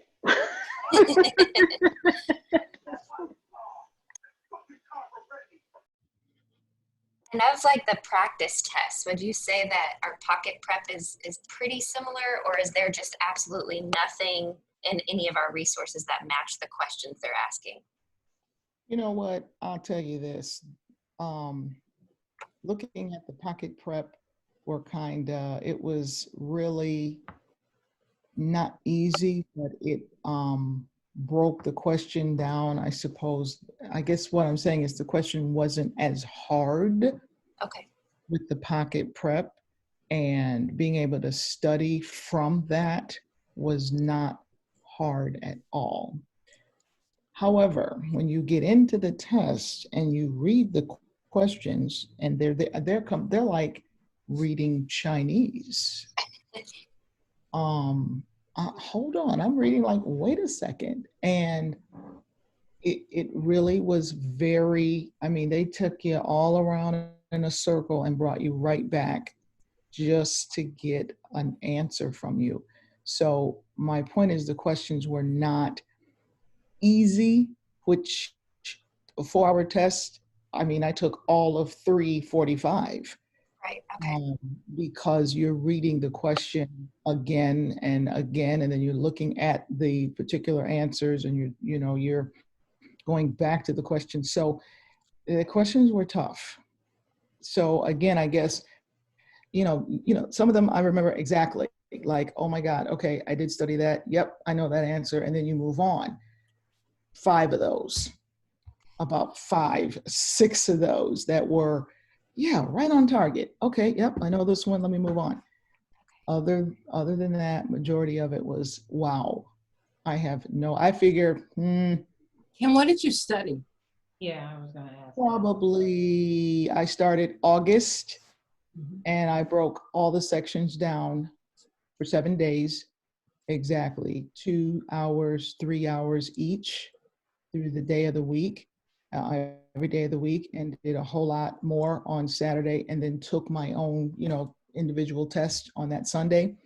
A couple hours fresh, leave alone, and then start Monday with a different section. So I did it, kind of broke it down like that.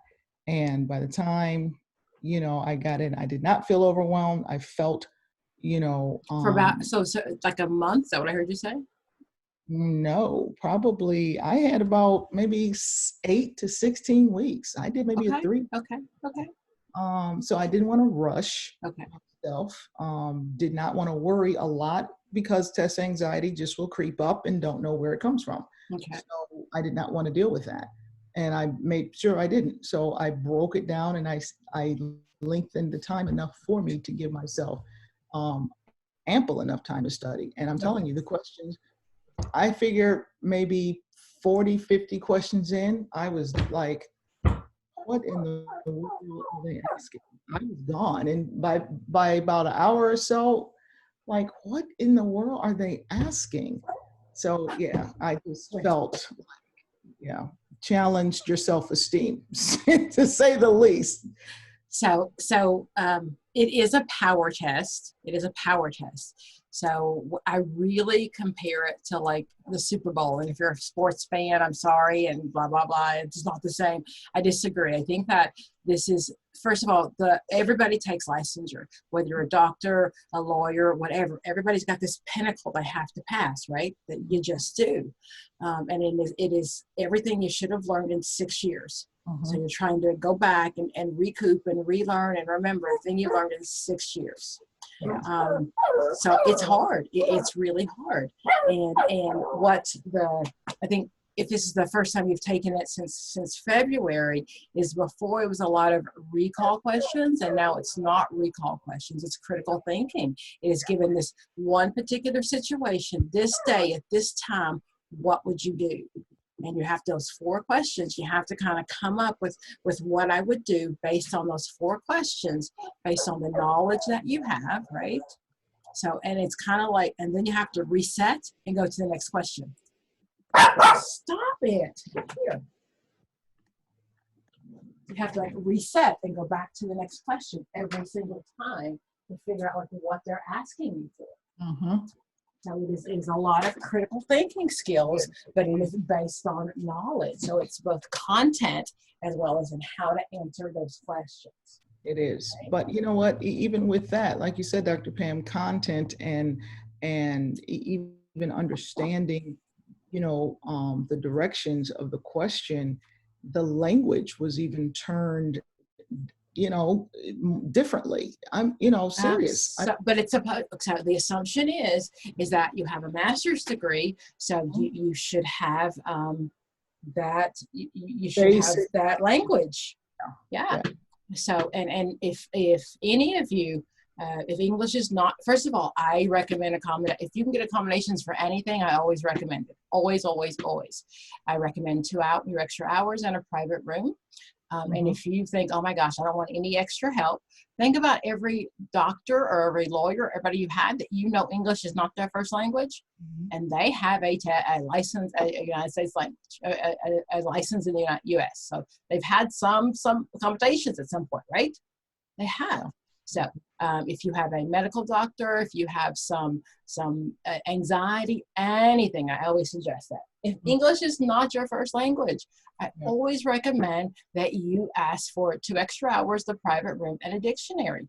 And it is not the clinical words. It's the everyday words that we struggle with, and English is our first language. So if English is not your first language, that makes it so much harder. And I just don't think that that's necessary. Why do that? Why do that? And please don't think that there's something wrong with you if you ask for accommodations. For my own children, even with the ACT and the SAT, just the fact that the person beside you gets up and sits down and gets up and sit down, and while you're trying to concentrate, all of those things I think break your concentration. I do. But again, this is like the Super Bowl, right? They spend like 6 months trying to win to get here. And this is this big pinnacle of this event. So one of the things I really want you to do is to do some mindfulness to when you are at that room. And I remember I took my test, before most of you were even born, really. And I remember sitting in that room thinking, this is everything that I have worked for. Everything. And I wanted to, and this was before mindfulness was even invented. Okay, guys, I graduated in like 91. Mindfulness was not, but I just wanted to pat myself on the back because I'd made it.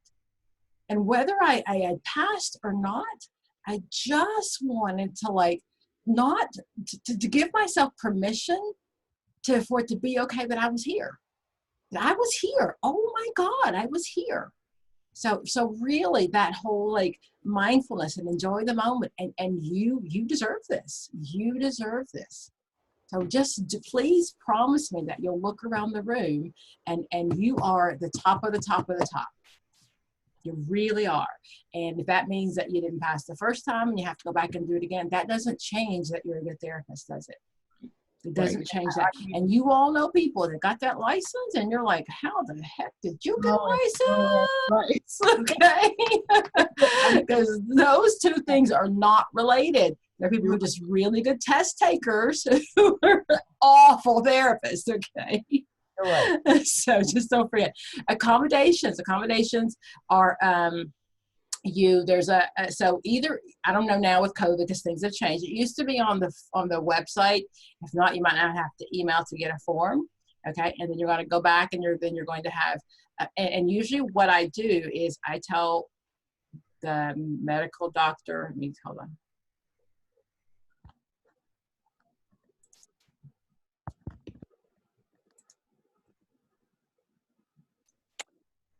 I don't know what his test was called. Was it a personality inventory? So it's an inventory, definitely. And most often when I see inventory, I am definitely going to, am I sharing? Okay. So most often when I see inventory, that many times does mean a career inventory. Okay. So let me just stick with this for a minute. So RIA-SAC, you're going to get 3 letters, an R, an A, an I, S, or E, or C. However, know that you can never be an R and an S.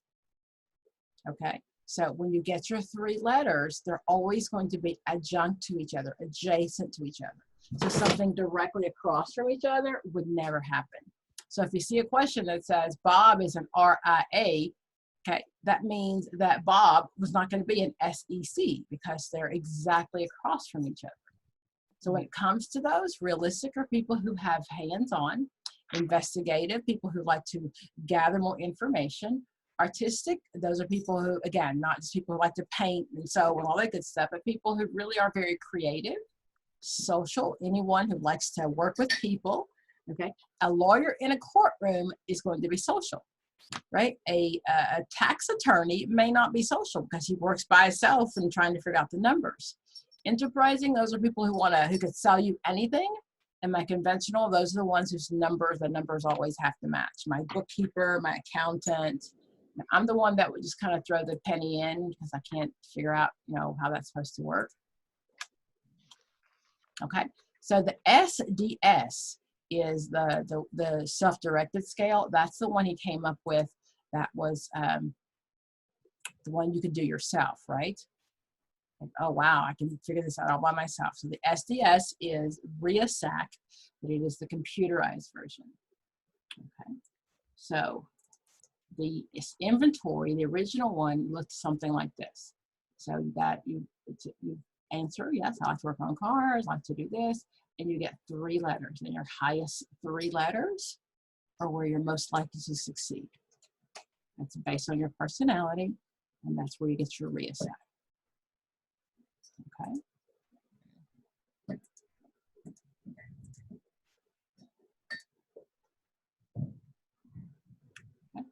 So then the term actuary or actuarials, those are trait and factor, and the other people are developmental. So Super and Ginsburg, of course, they were developmental because they believed you developed in your career. Trait and factor people did not. They believed, again, it was your personality, and your personality, along knowing yourself and knowing the job, is how you develop that.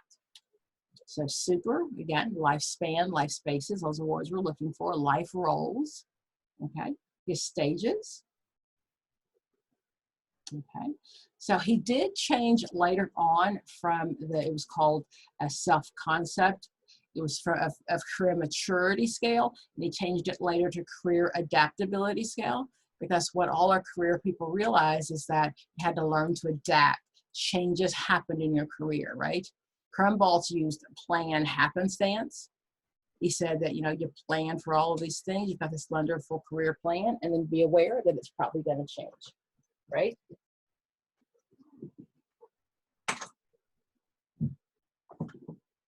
Okay. Talked about before his vocational task: crystallization, specification, implementation, and then you stabilize in your career. In your career by the time you're 24. Consolidation, 35 plus. Okay. Again, so the roles are put out in the theaters: home, school, community, and workplace, not church. I've always seen that question, like where's a theater that you don't play it out at? Okay. We talked about his archway model. That's the archway of determinants. Okay. Holland is my RIASAC.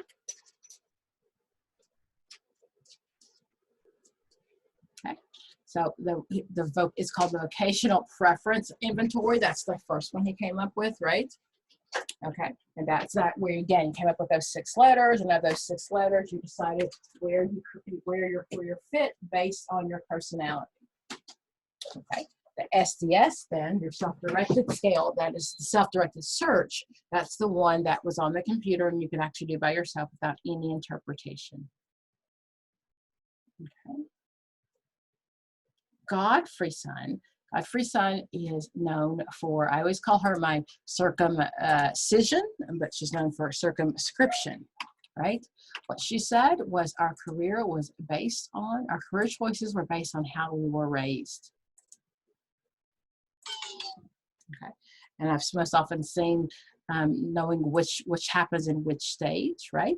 So the first one, orientation to size and power, that is from 3 to 5. Okay, so at that point, we're not really focusing kids on careers. Kids just think that's for adults, and it doesn't really matter. That's when the fireman, the doctor, the lawyer, they all come to the classroom, and the kids are in awe, and oh my gosh, when I'm an adult, I want to do this. So 6 to 8, that is an orientation to sex roles. Okay, so that is when I began to realize that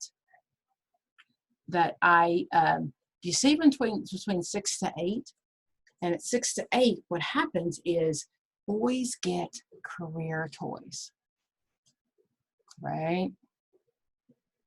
Girls get dollies. We get easy bake ovens, Barbies, right? So according to Godfrey's son, at this point, you're beginning to already have a foot in your career, right? Because of how you're reared. And then between 9 and 13, that's your social value. You get your social valuation. You realize your value to society, okay? So girls, even if you're really good at sports, I'm pretty sure that your mom didn't say, oh, you're going to be a WNBA player one day. Okay, but boys are taught to be a football player, right? Again, I am just sharing career thoughts, no opinions. So this is according to her, okay? So sex roles, social evaluation, and your unique self. So between 14 and 18, by the time you start high school, you realize that this is what you are reared to be. Thank you, Nikki. Nikki, when I'm 55, and when I was in high school, of course, like they came to high school back in the day, okay? And I told my mother that I wanted to join the Air Force. And she clearly said to me, girls don't do that. Yes. Girl, that's not an option. So I said, okay. And for those career women now who are in the military or who were in the military, I thank you. But back in the day, my mother said that I couldn't. So I believed her. So anyway, that is how, according to her, according to Godfrey's son, that is how we were reared. So we choose our careers. And then if this is how we're reared, and again, you'll need to know the stages. I've seen the question saying, 6 to 8, what should you be doing, right? So knowing that they're all orientation. The first one is size and power, your sex roles, your value to society, social evaluation, and your internal self at 14 plus, right? Okay. So then you make a compromise, according to her, based on how you were reared. Okay. So then there's going to be jobs, if they're too feminine, right? I'm just not going to do them. I'm just saying a couple.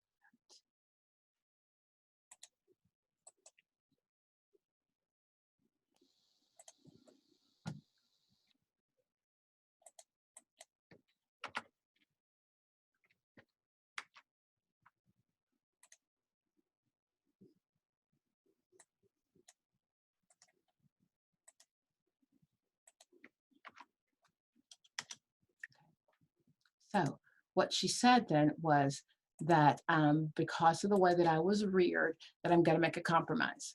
So if jobs are too feminine and too masculine, then I am not going to take them. And it not just the fact that they're too feminine or too masculine, it really had more to do with how prestigious they were. That if it were a very feminine job and I'm a man, I might be a nurse, right? However, I wouldn't be the head nurse, right? Because that's not okay. Man can't do that. I might work for the feminine hygiene company, and I might be like in art, research and development and sales, but I wouldn't be the face for the company, right?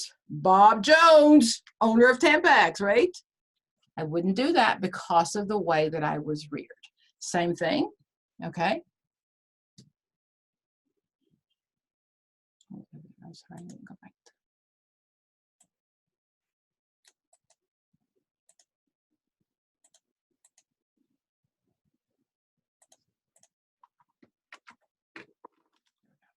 So the same thing with female, okay? I might be a coach, right? I might be one of the sideline coaches for the NFL, but I'm not going to be the face for that because of the way that I was reared.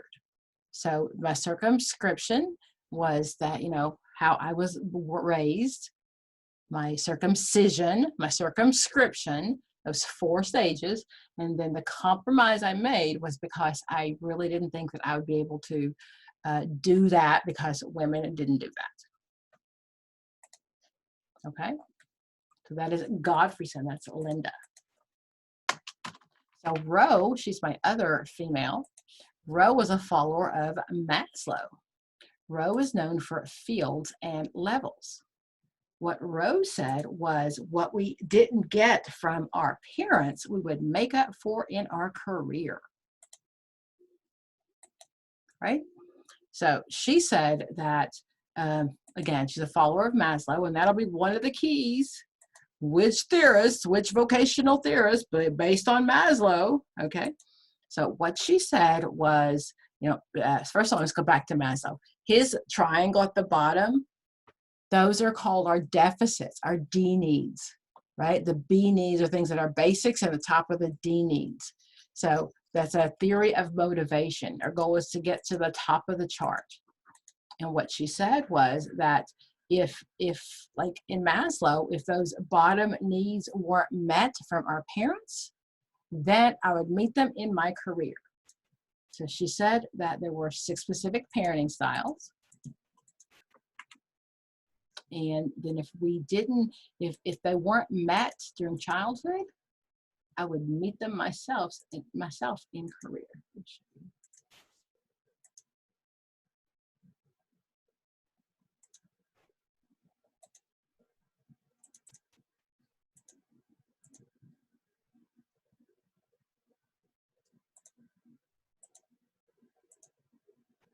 Okay, so she said there were fields and levels, right? That's the key to her, fields and levels.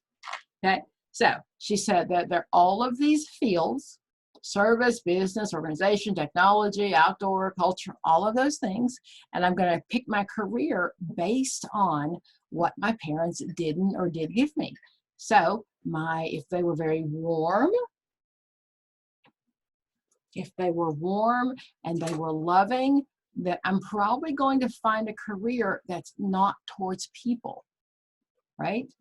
If they were warm, acceptance, and casual, no, I'm not going to find a career that's toward people. So, however, if they weren't, then my career would be that way. I would find a career that was based on what my parents did not give me. Okay, fields and levels. That's what we're looking for. And she believed the levels, of course, were based on how much need I had, and the fields were based on all those careers. Okay.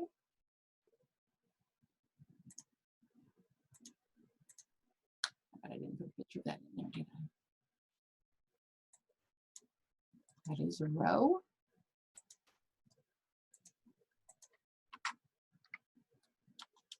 She is my field and level person.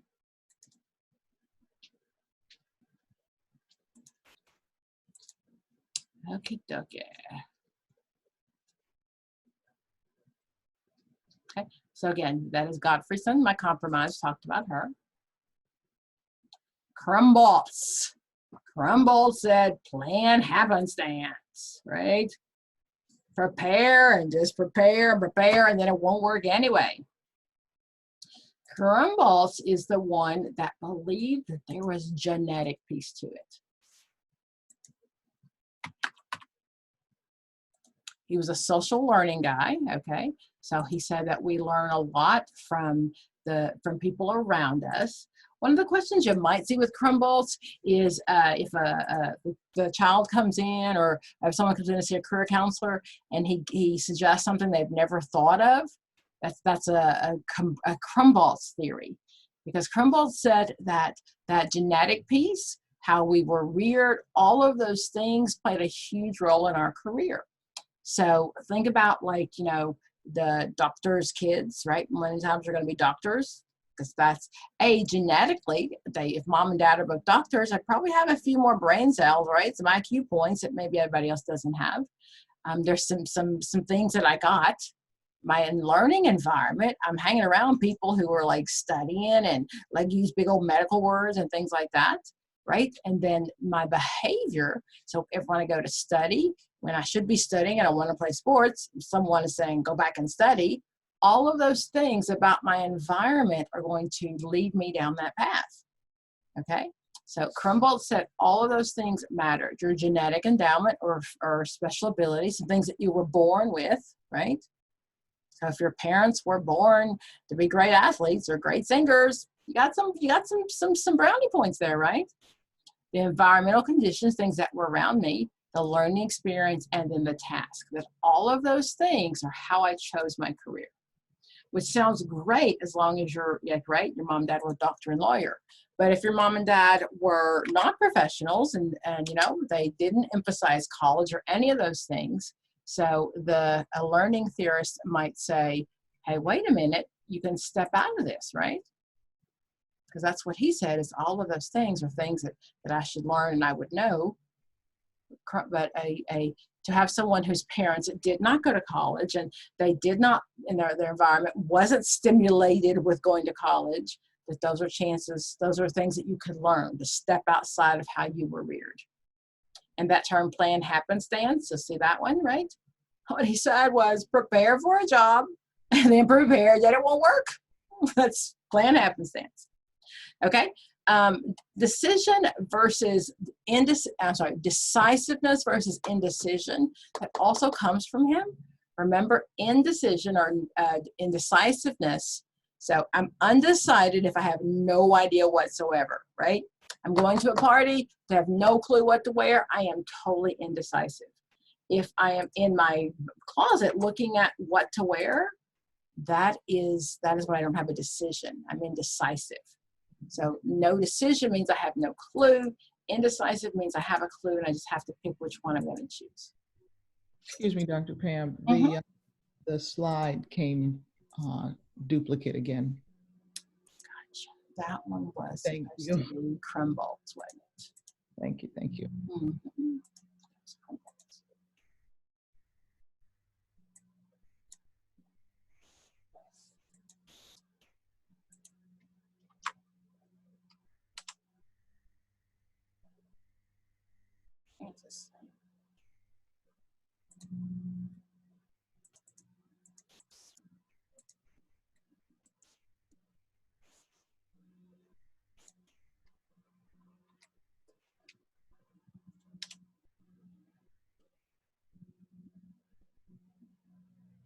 That last one should be crumbled.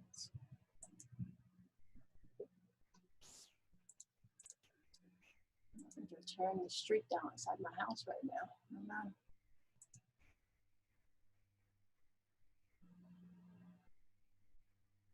Okay, so let's see. Ginsburg and Ginsburg we talked about. We talked about Ann Rowe and her needs, fields and levels. Before we talk about Tiedemann, let's talk about Bandura. Bandura talked about self-efficacy.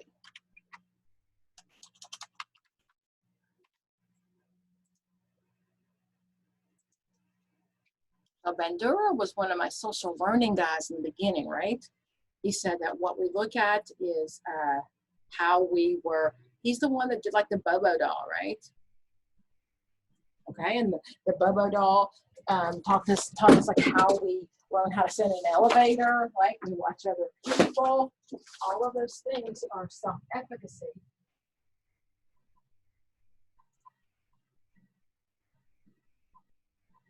Oh, sorry, it's the leaf people on Saturday. I'm a little surprised.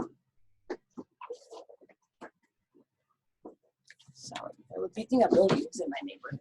So what he said was self-efficacy is the theory that you can do this no matter what. Okay?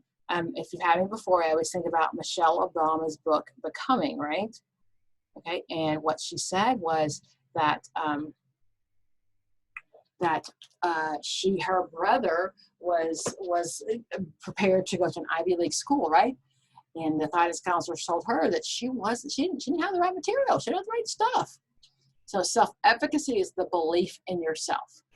So for the test, what you might see is, you know, people with self-efficacy, with different self-efficacy, have a different belief of the world.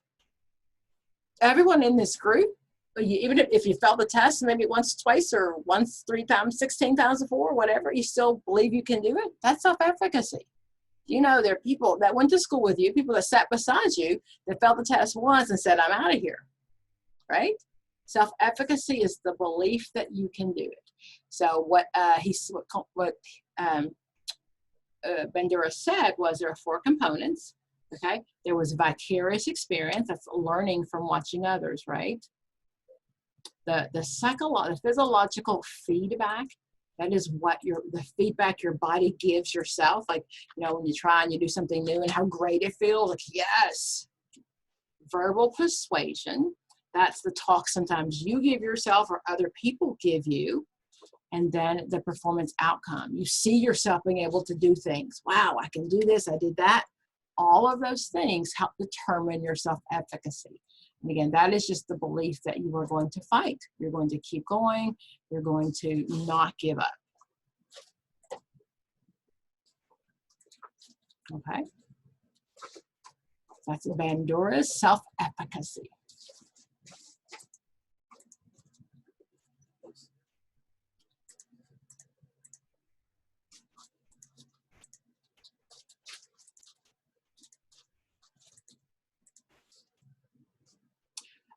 Tiedemann and O'Hara. So most often you're going to see them together, but you might just see Tiedemann. What he said was there are like two phases. He divided those two phases into different parts. But he said either you are anticipating the job or you are getting the job. That simple, right? He said anticipation or preoccupation.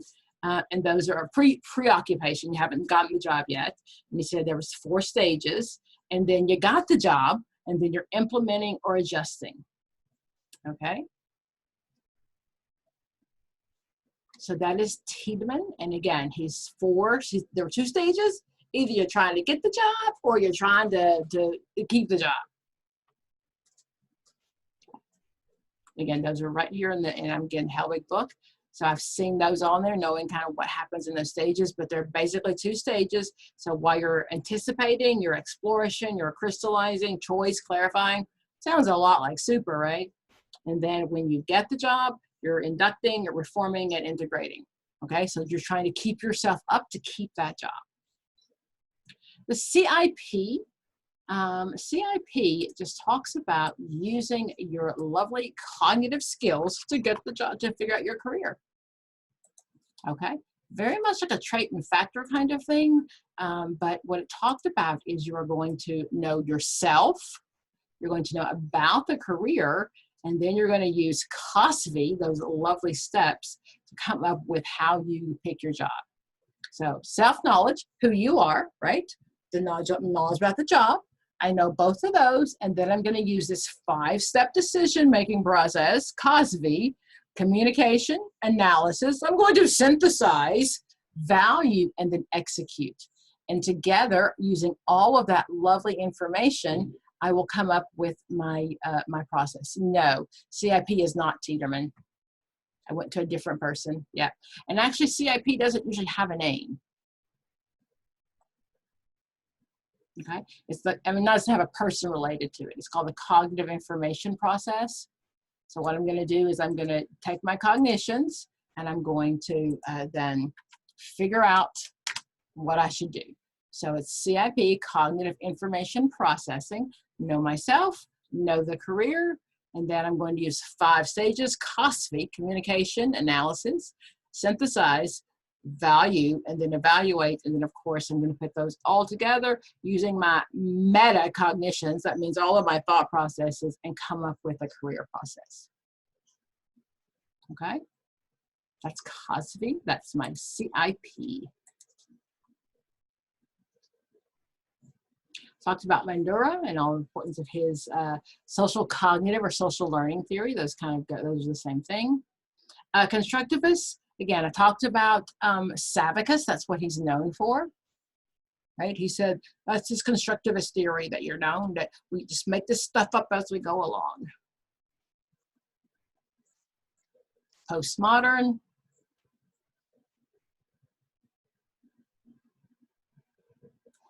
He said if we deconstruct the stories, right? It's like almost like narrative therapy. Get rid of those things that we've heard in our head, and we can come up with this wonderful way of coming up with our new career. So he is a postmodern. He's also known as a career constructivist. He said that we construct in our head what we're supposed to do with a career. Okay. Jalot, H.B. Jalot.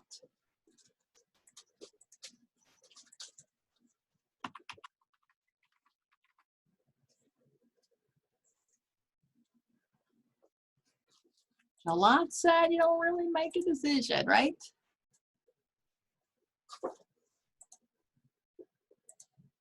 So in the beginning, we had Frank Parsons, right? He's our father of vocation.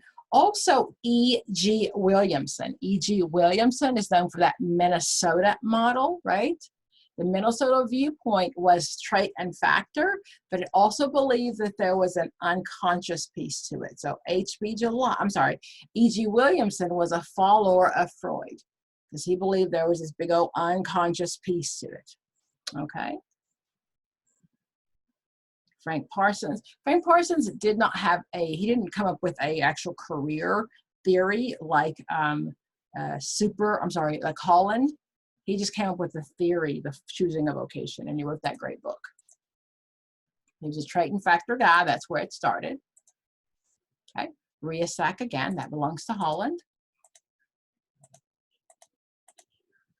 Okay, Super, my career guy. Archway, spans, right? Talked about Godfreyson. She is my circumcision, circumscription, and compromise. Okay, my developmental people, we started off with Ginsberg and others. That's where Holland developed off top of them, he borrowed from them. Planned happenstance. Okay, that again, that's Crumboltz. He said plan, be prepared, and then be prepared that it won't work out. That's Bandura, my social learning or social cognitive theory. CIP we talked about.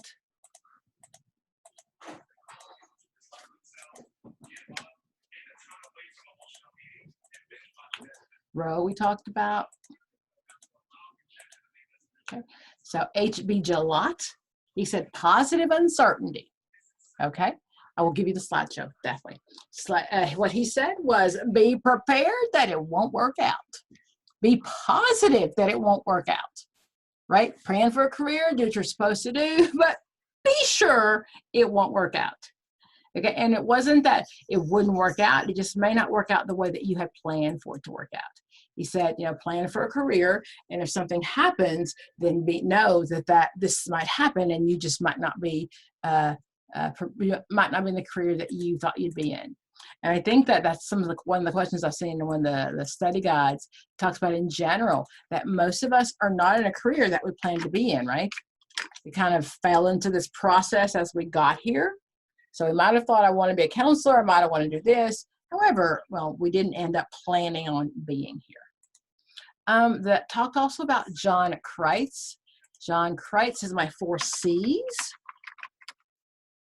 Okay. He said there were 4 C's when it came to my career. He worked with kids from 9 to 12, those high school kids. He did a career mature inventory. And what he said was, after you finish the inventory, you were either in the area of concern, curiosity, confidence, or consultation. So consultation means that you're ready to move forward. So Kreitz is known for my 4 C's.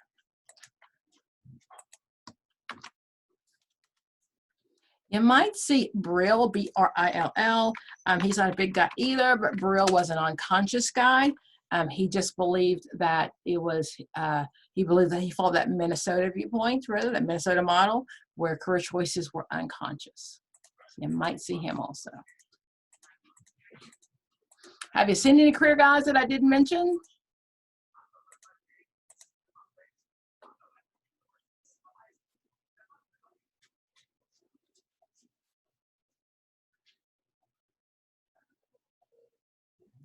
Yeah, you're right on it, Dr. Pam.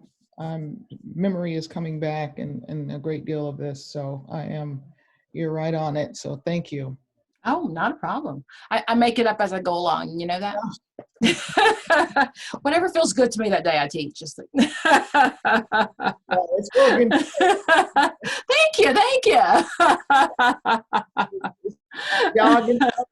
So, yeah. Some other questions when it comes to career. Remember, career is the big. It's career, occupation, and job. Okay. So hold on.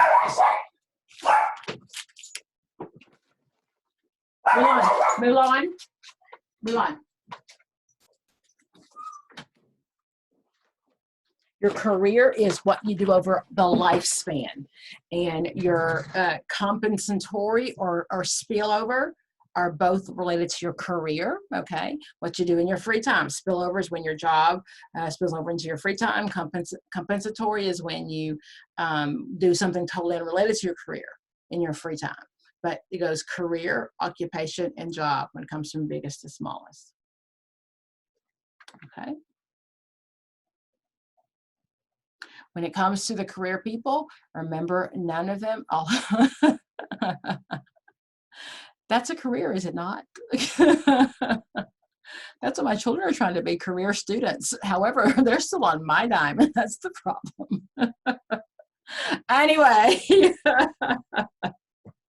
you'll see these on there. Your SIGI 3, Discover, ONET, choices. So these are, again, these are in the book. I'd go back and pick them up because those are ones that you'll see on the test as well. Yep, they definitely were on there. Yes, you'll see those on there. So go back and pick those up. Your DOT, your Dictionary of Occupational Titles. The OOH tells you everything except where to get the training. Okay, the hidden job market. So what we know is more jobs are gotten through networking than actually, posted.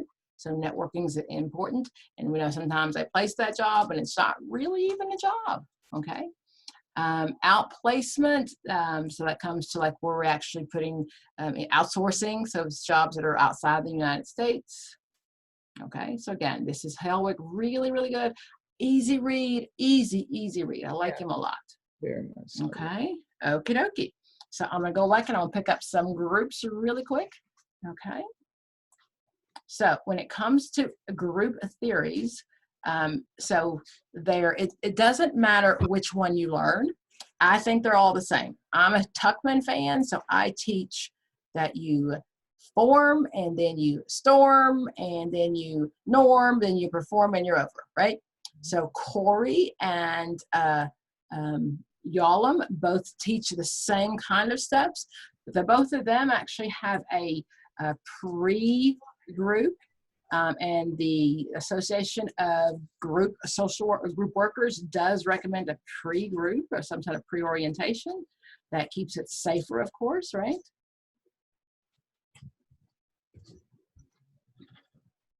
So any questions, guys? I'm sorry, before I go into groups. Any questions? I'm gonna try. Go ahead. And when does that group start on that, the page there? I don't know. Let's go look and see. Okay. 147.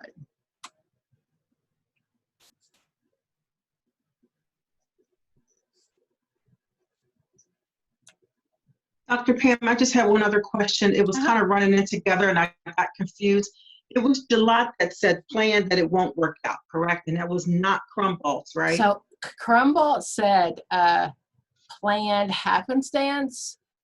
HB Jalot said positive uncertainty. Thank you. Mm-hmm. Yes.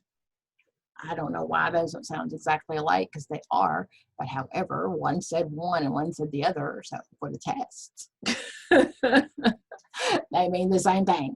So positive uncertainty is HB Jalot and planned stance is Crumboltz. So yes, I don't know. Okay. So again, when it comes to groups, so just knowing the terms. So a psychotherapy group is always going to be a group for the test. It's going to be a group that you're going to see inside the hospital or inside some sort of mental health facility, right? Counseling group might be something you'd see outside, but when it comes to psychotherapy, they have to have a mental health diagnosis, and most often for the test, you're seeing those inside my groups. Okay, self-help, those are my AA groups, right? Okay, the person is not a professional. They're the person who's been the cleanest the longest most often. T groups are training groups that sometimes you go away with your job for the weekend. A task group, many of you have been put on a task group. You tell your boss, wow, I think it'd be a really good idea if we try this at work. And he says, well, go ahead, lead the group. right? So a task group is very much, you've got a task to do, you get it done, you go forward, and you focus on it. In groups, the process, the healing happens in the process, right? So it is the group dynamics of where the healing happens. So in the beginning of group, of course, I'm going through those stages and getting to know each other. Okay, content is what we learn, but the process, the dynamics is where the actual healing happens, right? So open and closed groups. Closed groups are groups that we keep people out. Many times an AA group will be a closed group because they're working on the steps, right? And they don't want anybody else to come in as they're working on the steps. An open group for AA is one of the ones that you can come and go as you please. So those are people who are still having the desire just to want to be clean, right? So a lot of people who are struggling to be clean struggle with going to a closed, open AA group because the person beside them, reeks of alcohol and drugs, etc. Okay. If you see the question about an AA group being faith-based, they are not. It is God as you see God. When it was written by Bill W. and his buddies, the plan was not that it would be a group for religion. They are held in churches many times just because of the infrastructure in the community, but they were not meant to be religious groups. Okay. So when you see the question, one of the things you want to look for is where they are in group. So if a group has been running for 2 weeks and they are challenging the authority, she just needs to keep going, right? Because they're still in that conflict stage, or that stage where they're fighting. So at some point, and again, she's a she, because I'm sorry for my men in the group, but at some point the therapist will be able to pull back, and the other groups will they'll sanction each other, right? Because that's the process that's going to happen.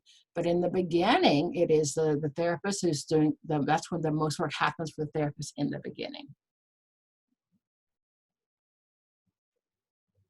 The group cohesion, that is the magic when it happens, when I can share my stuff and I won't be judged, right? Okay, so this question comes up often. A client, you're running a group session, and a client shares with the group that they killed someone 3 years ago. What do you do? What do you do, guys? Anybody? You can't do anything. It was 3 years ago. I'm gonna. One of the first things I'm probably gonna do is make sure the group is okay, right? I would check with feelings, like, oh my gosh, someone just dropped a bomb. So I'm like, okay, guys, can you okay with this, right? Process the feelings. Yes, bingo. Process the feelings, but I can't do anything with it, right? Because that confidentiality, the rules that I can break is if it happened, if someone's in imminent danger, right? Hurting themselves or hurting someone else. And right now, no one's in imminent danger. So, right? Okay. I'm also going to remind the group of confidentiality. Okay. But that there's again, that there's no, if someone in group breaks confidentiality, what do we do? Kick them out? No, not an option. We can never abandon a client. We're going to bring it back up in group, right? That they need to discuss it, come back and we discuss it in group, but we don't kick them out. We don't talk to them on the side either. The only time that we'll have a conversation on the side is if I'm going to maybe, if I need to call like a elderly referral or refax or something like that, then instead of like calling the person out in front of everybody, I would, after group say, hey, Bob, I need to report this or do something. Right? But I'm going to, whatever it happens in group stays in group. But I cannot guarantee that. But I don't ever talk to anyone outside of group. So this is sometimes where you'll see those roles in groups, right? Okay, so when you're looking at the roles of group, it's not someone else has appointed you to be the blocker or the whatever. It's just that those are the roles that people feel like they need to play in group. So the blocker is the one that keeps anything new from coming up, right? Bob wants to discuss this, like, whoa. Blocker says, no, let's stay here. Okay. So the styles of leadership you'll see those also when it comes to like agency management. Laissez-faire is fairly lazy, right? The fairly lazy is not always bad. If you have a group that is highly motivated and they're working well together and they don't need me, okay, then they're pretty good. Okay. The autocratic style, that's the dictatorship. You will do this. The autocratic style also has a place. If we're a task group and we only have 5 weeks and I've got to teach you these DUI classes, the autocratic style has a place, right? Okay, I can't be laissez-faire and we can't be a democratic style group. I've got to get this done. So, okay. Those active listening skills right here, Corey talks about them, but you'll see those everywhere, right? Okay, so reflecting, when you're reflecting, you're going to reflect back. Remember, you're always adding feelings when it's reflecting. So Bob says something, and to reflect back, you're going to make sure that you add the feelings. Clarifying, of course, that's making sure I understand. Summarize, that's the end of it. Linking is when Bob says something. Bob says, I had a divorce last week, and I'm like, Mary Sue, weren't you going through a divorce recently, right? So I'm linking those two people together. That term also is called parallel process if you have that with you and a client. It is not the same as countertransference. If you're going through a divorce and your client is going through a divorce and the feelings aren't getting in the way, it's just called parallel process. You and your client are going through the same thing. Okay. Modeling, you know, that one is we're modeling for the client how we behave.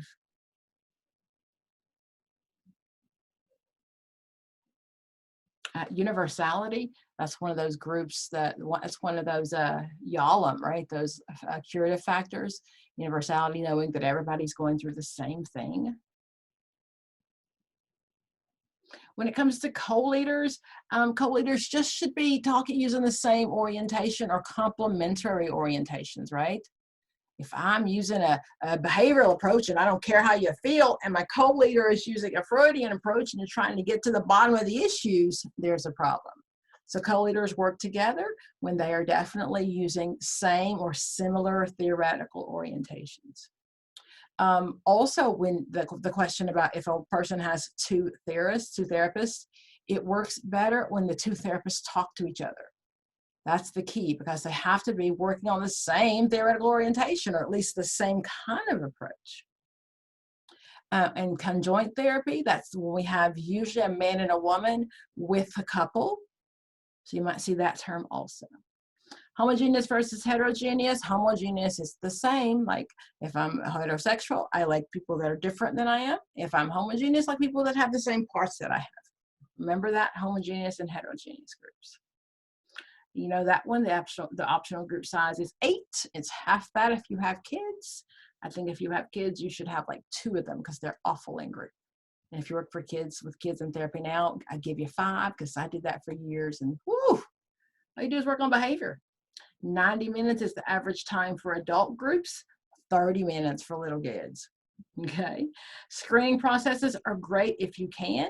And again, it is recommended that you do screen, but we can't always. So Corey stages, again, I only remember one of them and the rest of them I try to figure out. So Corey stages, of course, Corey, like there was a pre-group, and then there's orientation, conflict, cohesion, and termination, which to me line up with the same thing with that forming, storming, norming, performing, right? And then adjourning.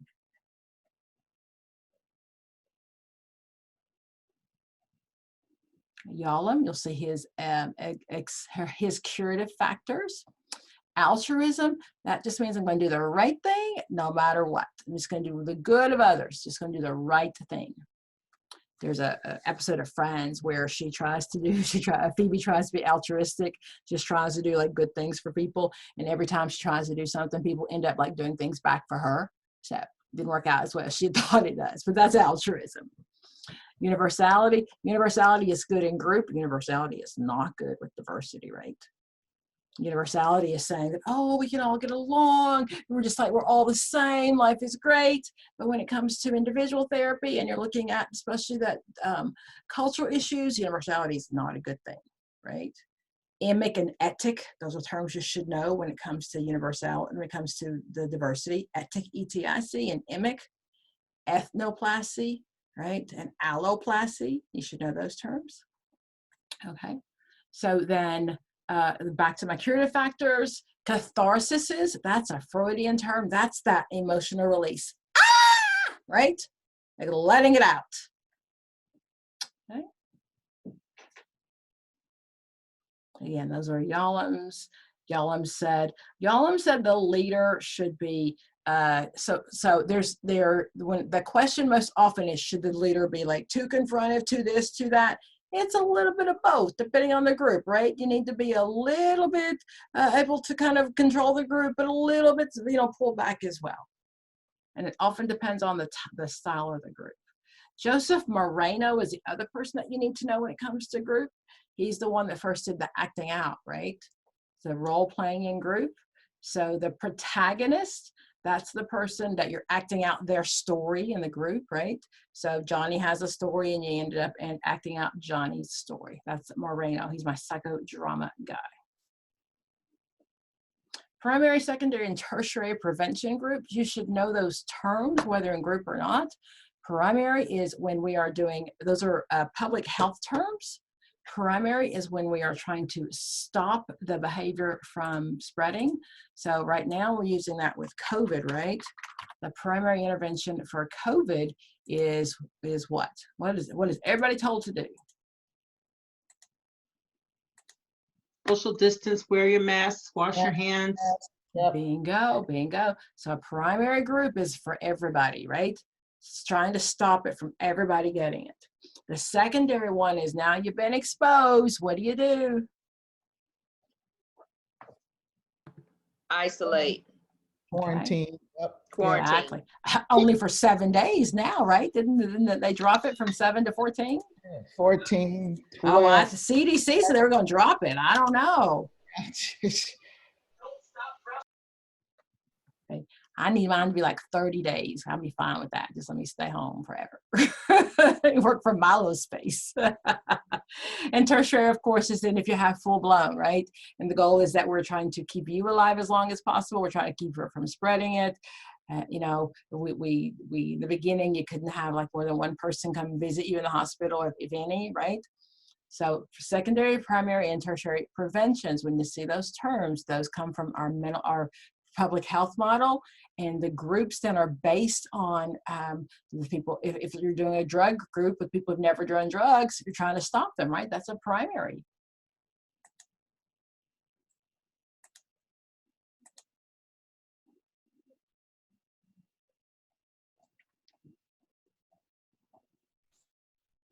This book talks about, in particular, like what a Gestalt person would do, what a psychodynamic person would do. So knowing your theories and knowing then how they would behave in a group setting.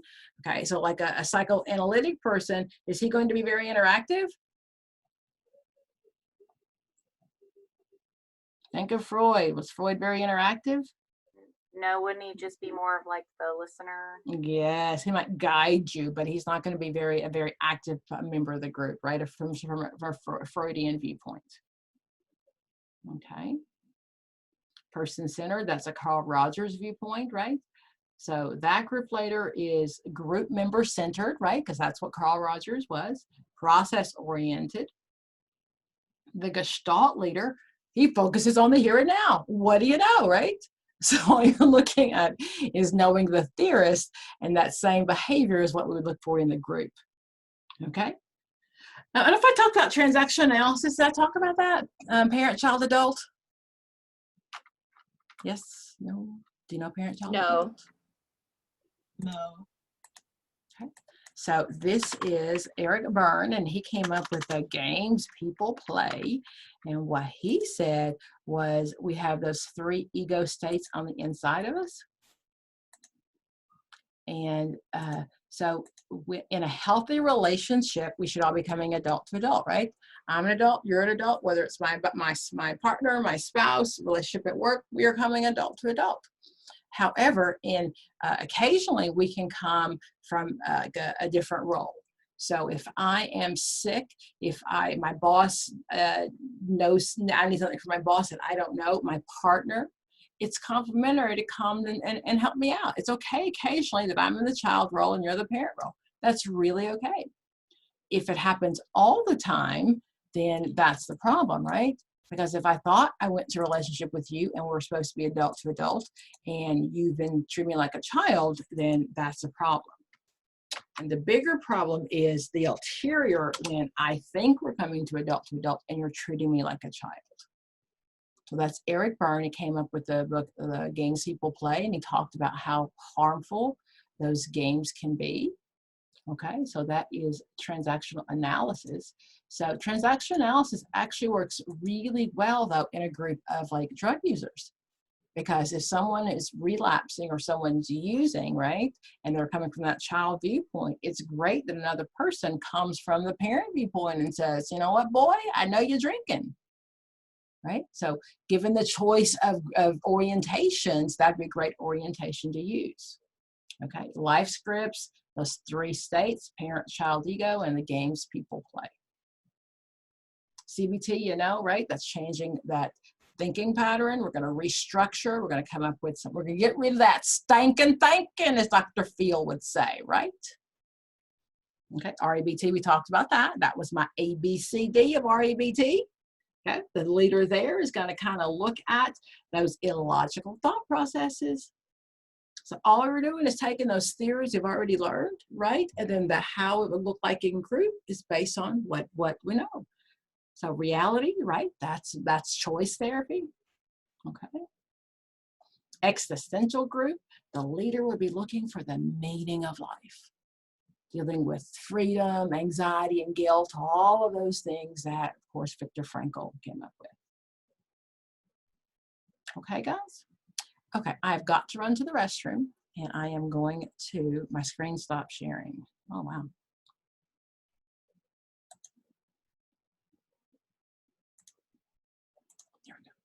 Okay, I've got to run to the restroom, and then we're going to come back, and I'm going to ask you if you have any questions, and then I'm going to give you some questions. Okay? We'll be right back.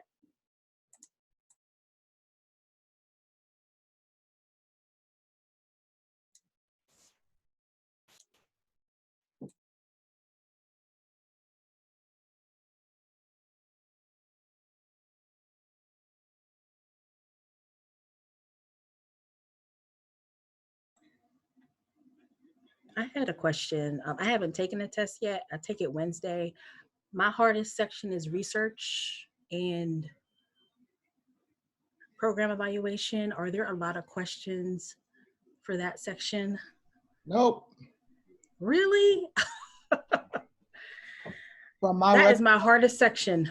No, there was probably 2 or 3. I mean, I could remember, and a lot of this, even right now with Dr. Pam, is helping my memory and really jogging it like, oh yeah, I remember that. I definitely remember that. It was probably 4 or 5 of each section, but I'm telling you, it was just inundated with groups and career, and that was a lot of it. So I mean, it's unfair to say there's no research. You got like 5 or 6 questions. But I don't need to stress about it as much as I am.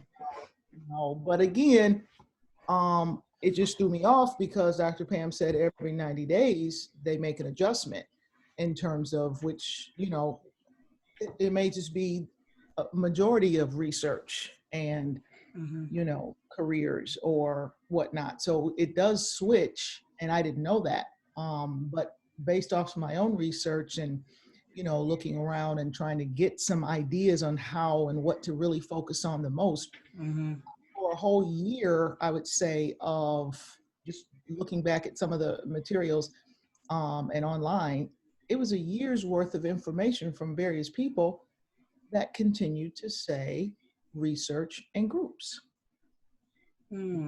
Beginning of like 2018, the end of 2018, you know, so I don't know in terms of it switching. I don't know that, but I'll take Dr. Pam's word and just, you know, I guess be prepared for all kinds of things. Yeah, I'm part of a Facebook group of color in private practice. Okay. And they say a lot of folks have posted that they pass. They post a lot about careers in group.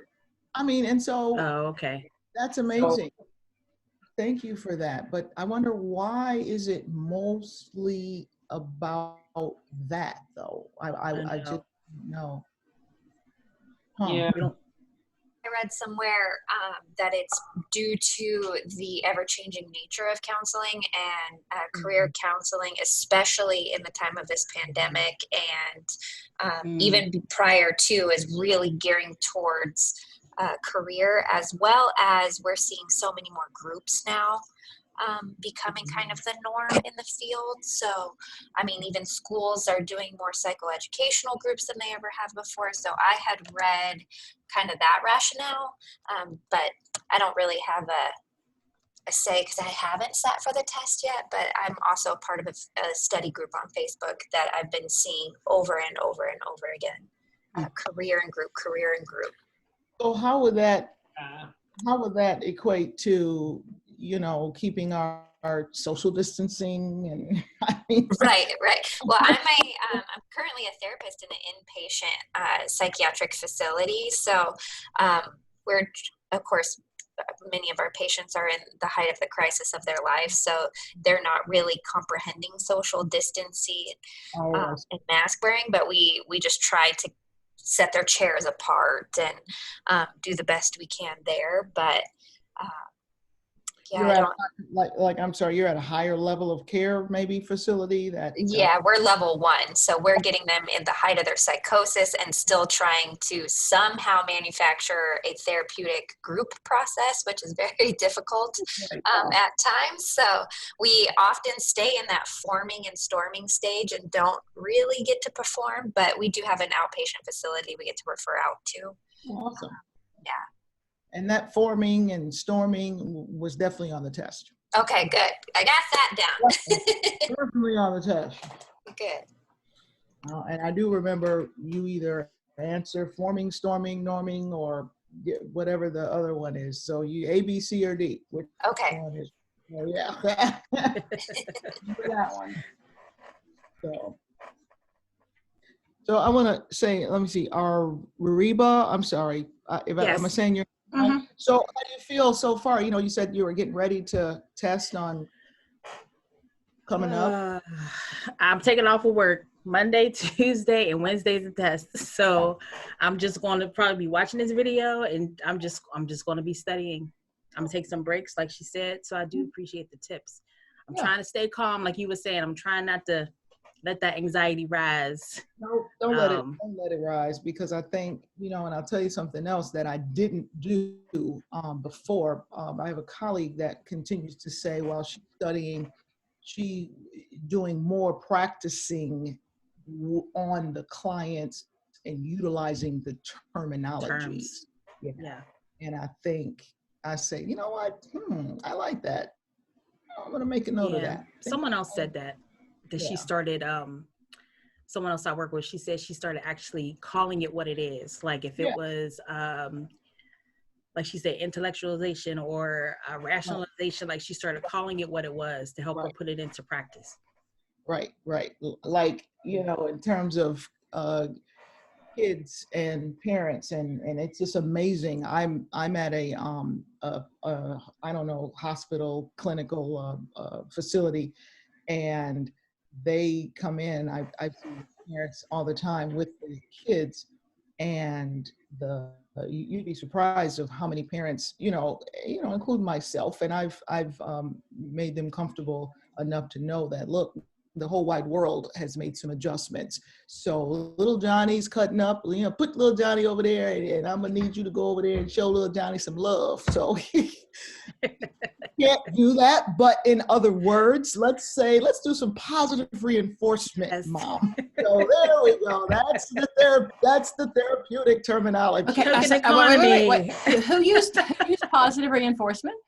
Positive reinforcement. Hey, tell me what that means. What does that mean?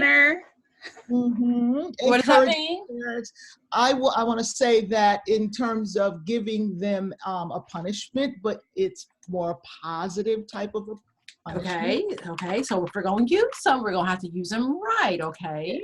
Yeah, positive I always remembered as giving them something. Giving them, yeah.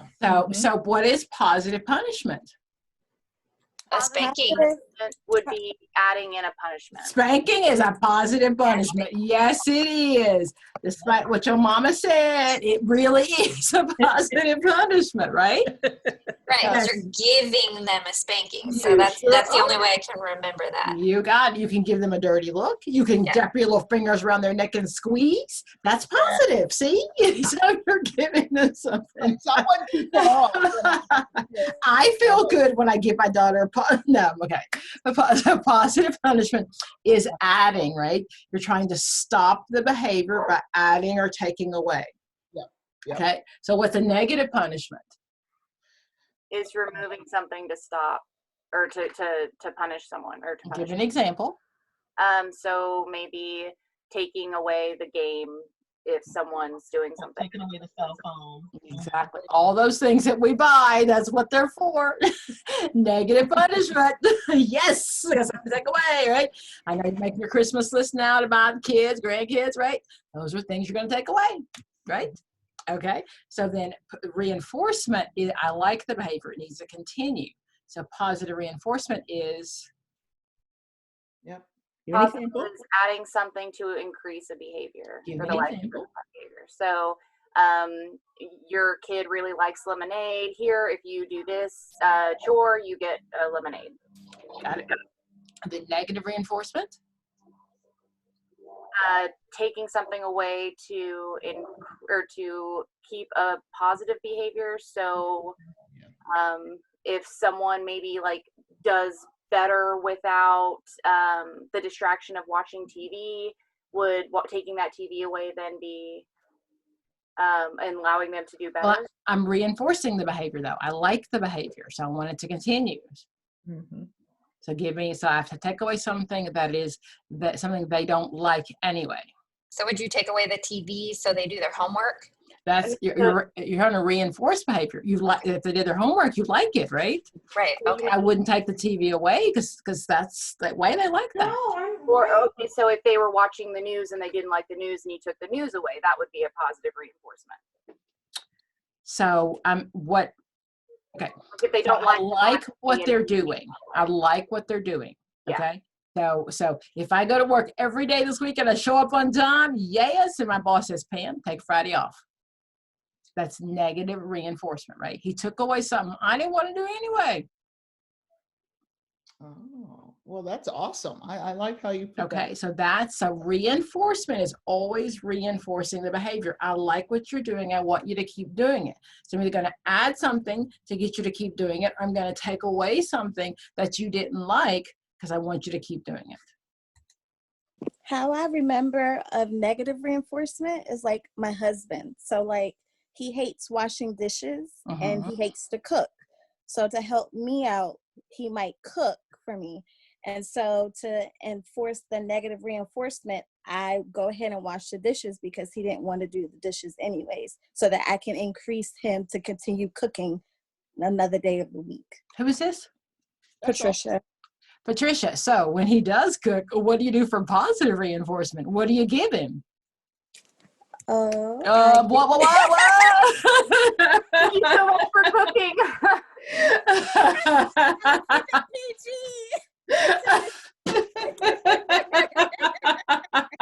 I'm just saying, if you're giving him the right thing, he's gonna keep cooking, okay? So, just saying, if you like the behavior, right, you reinforce it, adding something on. Perfect, okay? And then exactly, so negative reinforces taking something away he didn't like, and if he doesn't like washing dishes, then honey, you cook, I'll do this. Perfect. And if you cook, I'll take away my clothes. See, that's negative reinforcement. Right. Could you send that to us, Dr.? Great. Yes, I can. Please, thank you. That'd be awesome. Dr. Pam, I was wondering if you could go over where I get a little mixed up is the verbal ratio and the interval. Those are two that. So, okay. So the schedule of reinforcement, or I could not hear the question. I'm sorry, I didn't hear her. I was asking about ratio and interval. Oh, research. Is that research? it is. So then when it comes to, these are terms of measurement. Am I sharing? Yes. Okay, so these are terms of measurement. So then my nominal is always going to be groups, okay, categories, men, women, children, people under the age of 65. That's my nominal. That gives me the least amount of information. Ordinal is order, first, second, third, or fourth, okay? Interval then is time. So the time on the clock, like every minute it moves, or like the thermometer, right? The thermometer goes up every degree at one point, right? So that is an interval. And my ratio is about numbers. So ratio is the only time there can be a true zero. So out of 100 doctors, 0 could have actually liked this, right? So the only one with a true zero is going to be ratio. When it comes to quantitative, that is my quantitative, right? Those are my numbers. When it comes to that type of research, interval and ratio are the types that I'm using. My interval data, again, that's my time. My ratio are my numbers. Those are quantitative. Quantitative is always cause and effect. When it comes to qualitative, that's the quality. You know, when you hang up from AT&T, they're going to say, could you please answer this 3-question survey on how well you liked my service, right?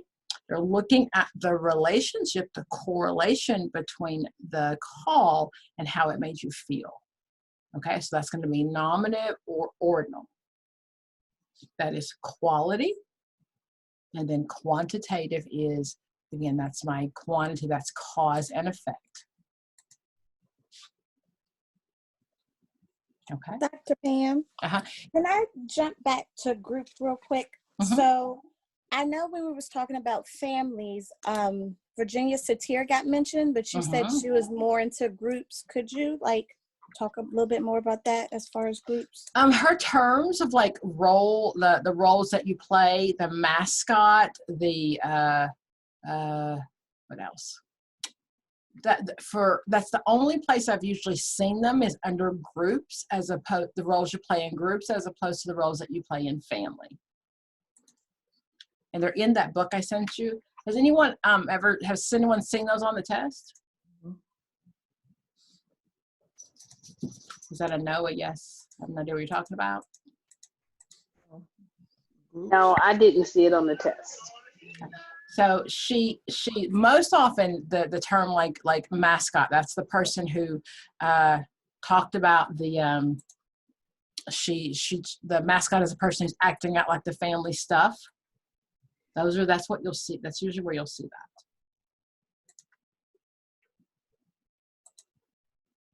I was going to go over some of those questions in the Hellwig book. Did you also send the link of the nominal graph? And did I not put it in there? No. I did not. Well, in my head, I did. Thank you. I don't know what the problem is. You guys could just do some mind reading. It'd be so much easier. Here we go. Okay. And then last question about group. Waldo. I noticed he's in Hellwig. Do we really need to know a lot about him? So if I don't mention him, then usually he's not important. And again, I will never teach you everybody because there's just not time for that ever. But the goal is that you would know who it wouldn't be. Have you seen him anyplace else? No. Yeah.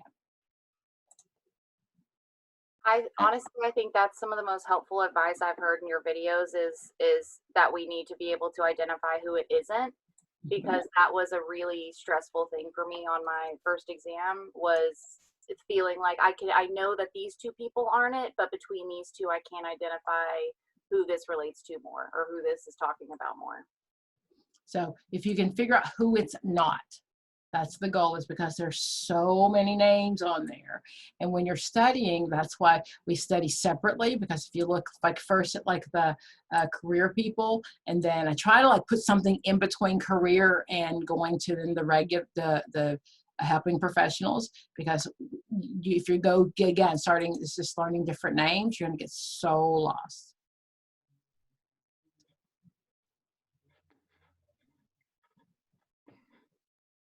Number, can you see my screen? Number 7. Okay, so I didn't discuss this. The law of effect belongs to John Thorndike. And all what that says is, but I bet you again, you can figure it out whether or not you know this or not. Okay, so the law of effect means that the behavior needs to happen the consequences of reinforcement need to happen as close as you can to the behavior. That's just what he's a behaviorist, John Thorndike. Okay, so look at number 7. According to behaviorists, the law of effect most nearly refers to what?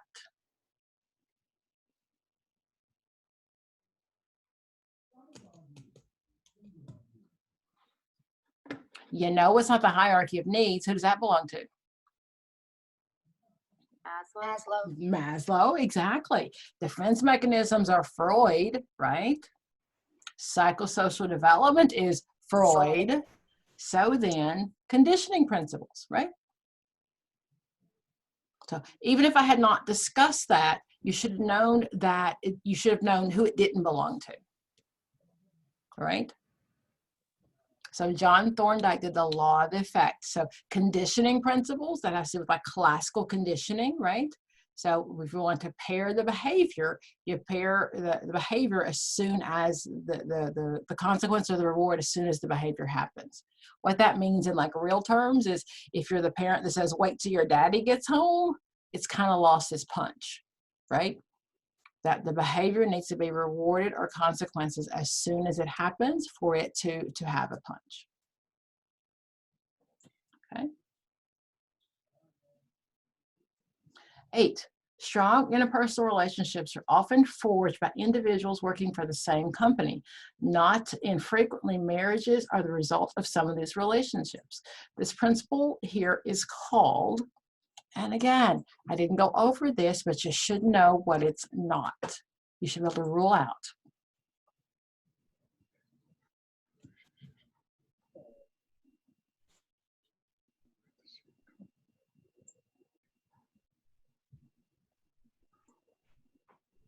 Accommodation is a Piaget term, right? So assimilation, according to Piaget, assimilation is like the boy sees a whale and the boy says, Mom, Mom sees a fat woman, and the boy says, Mom, that's a whale. That's assimilation. They look very similar, right? And then accommodation is the mom says, no, that's not a whale, that's a person. Whales are animals and people are, humans. So that's accommodation. He's had to learn new information. So that belongs to Piaget, so that's not it.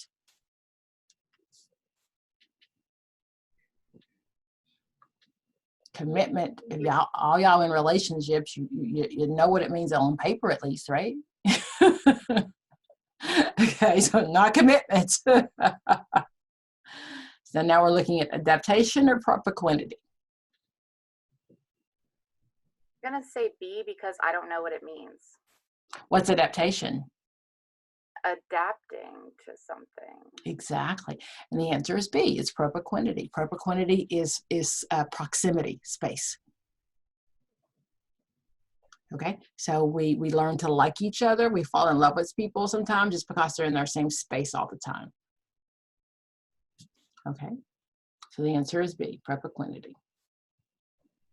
Okay, adaptation, that we change, right? We adapt to make add new things, right?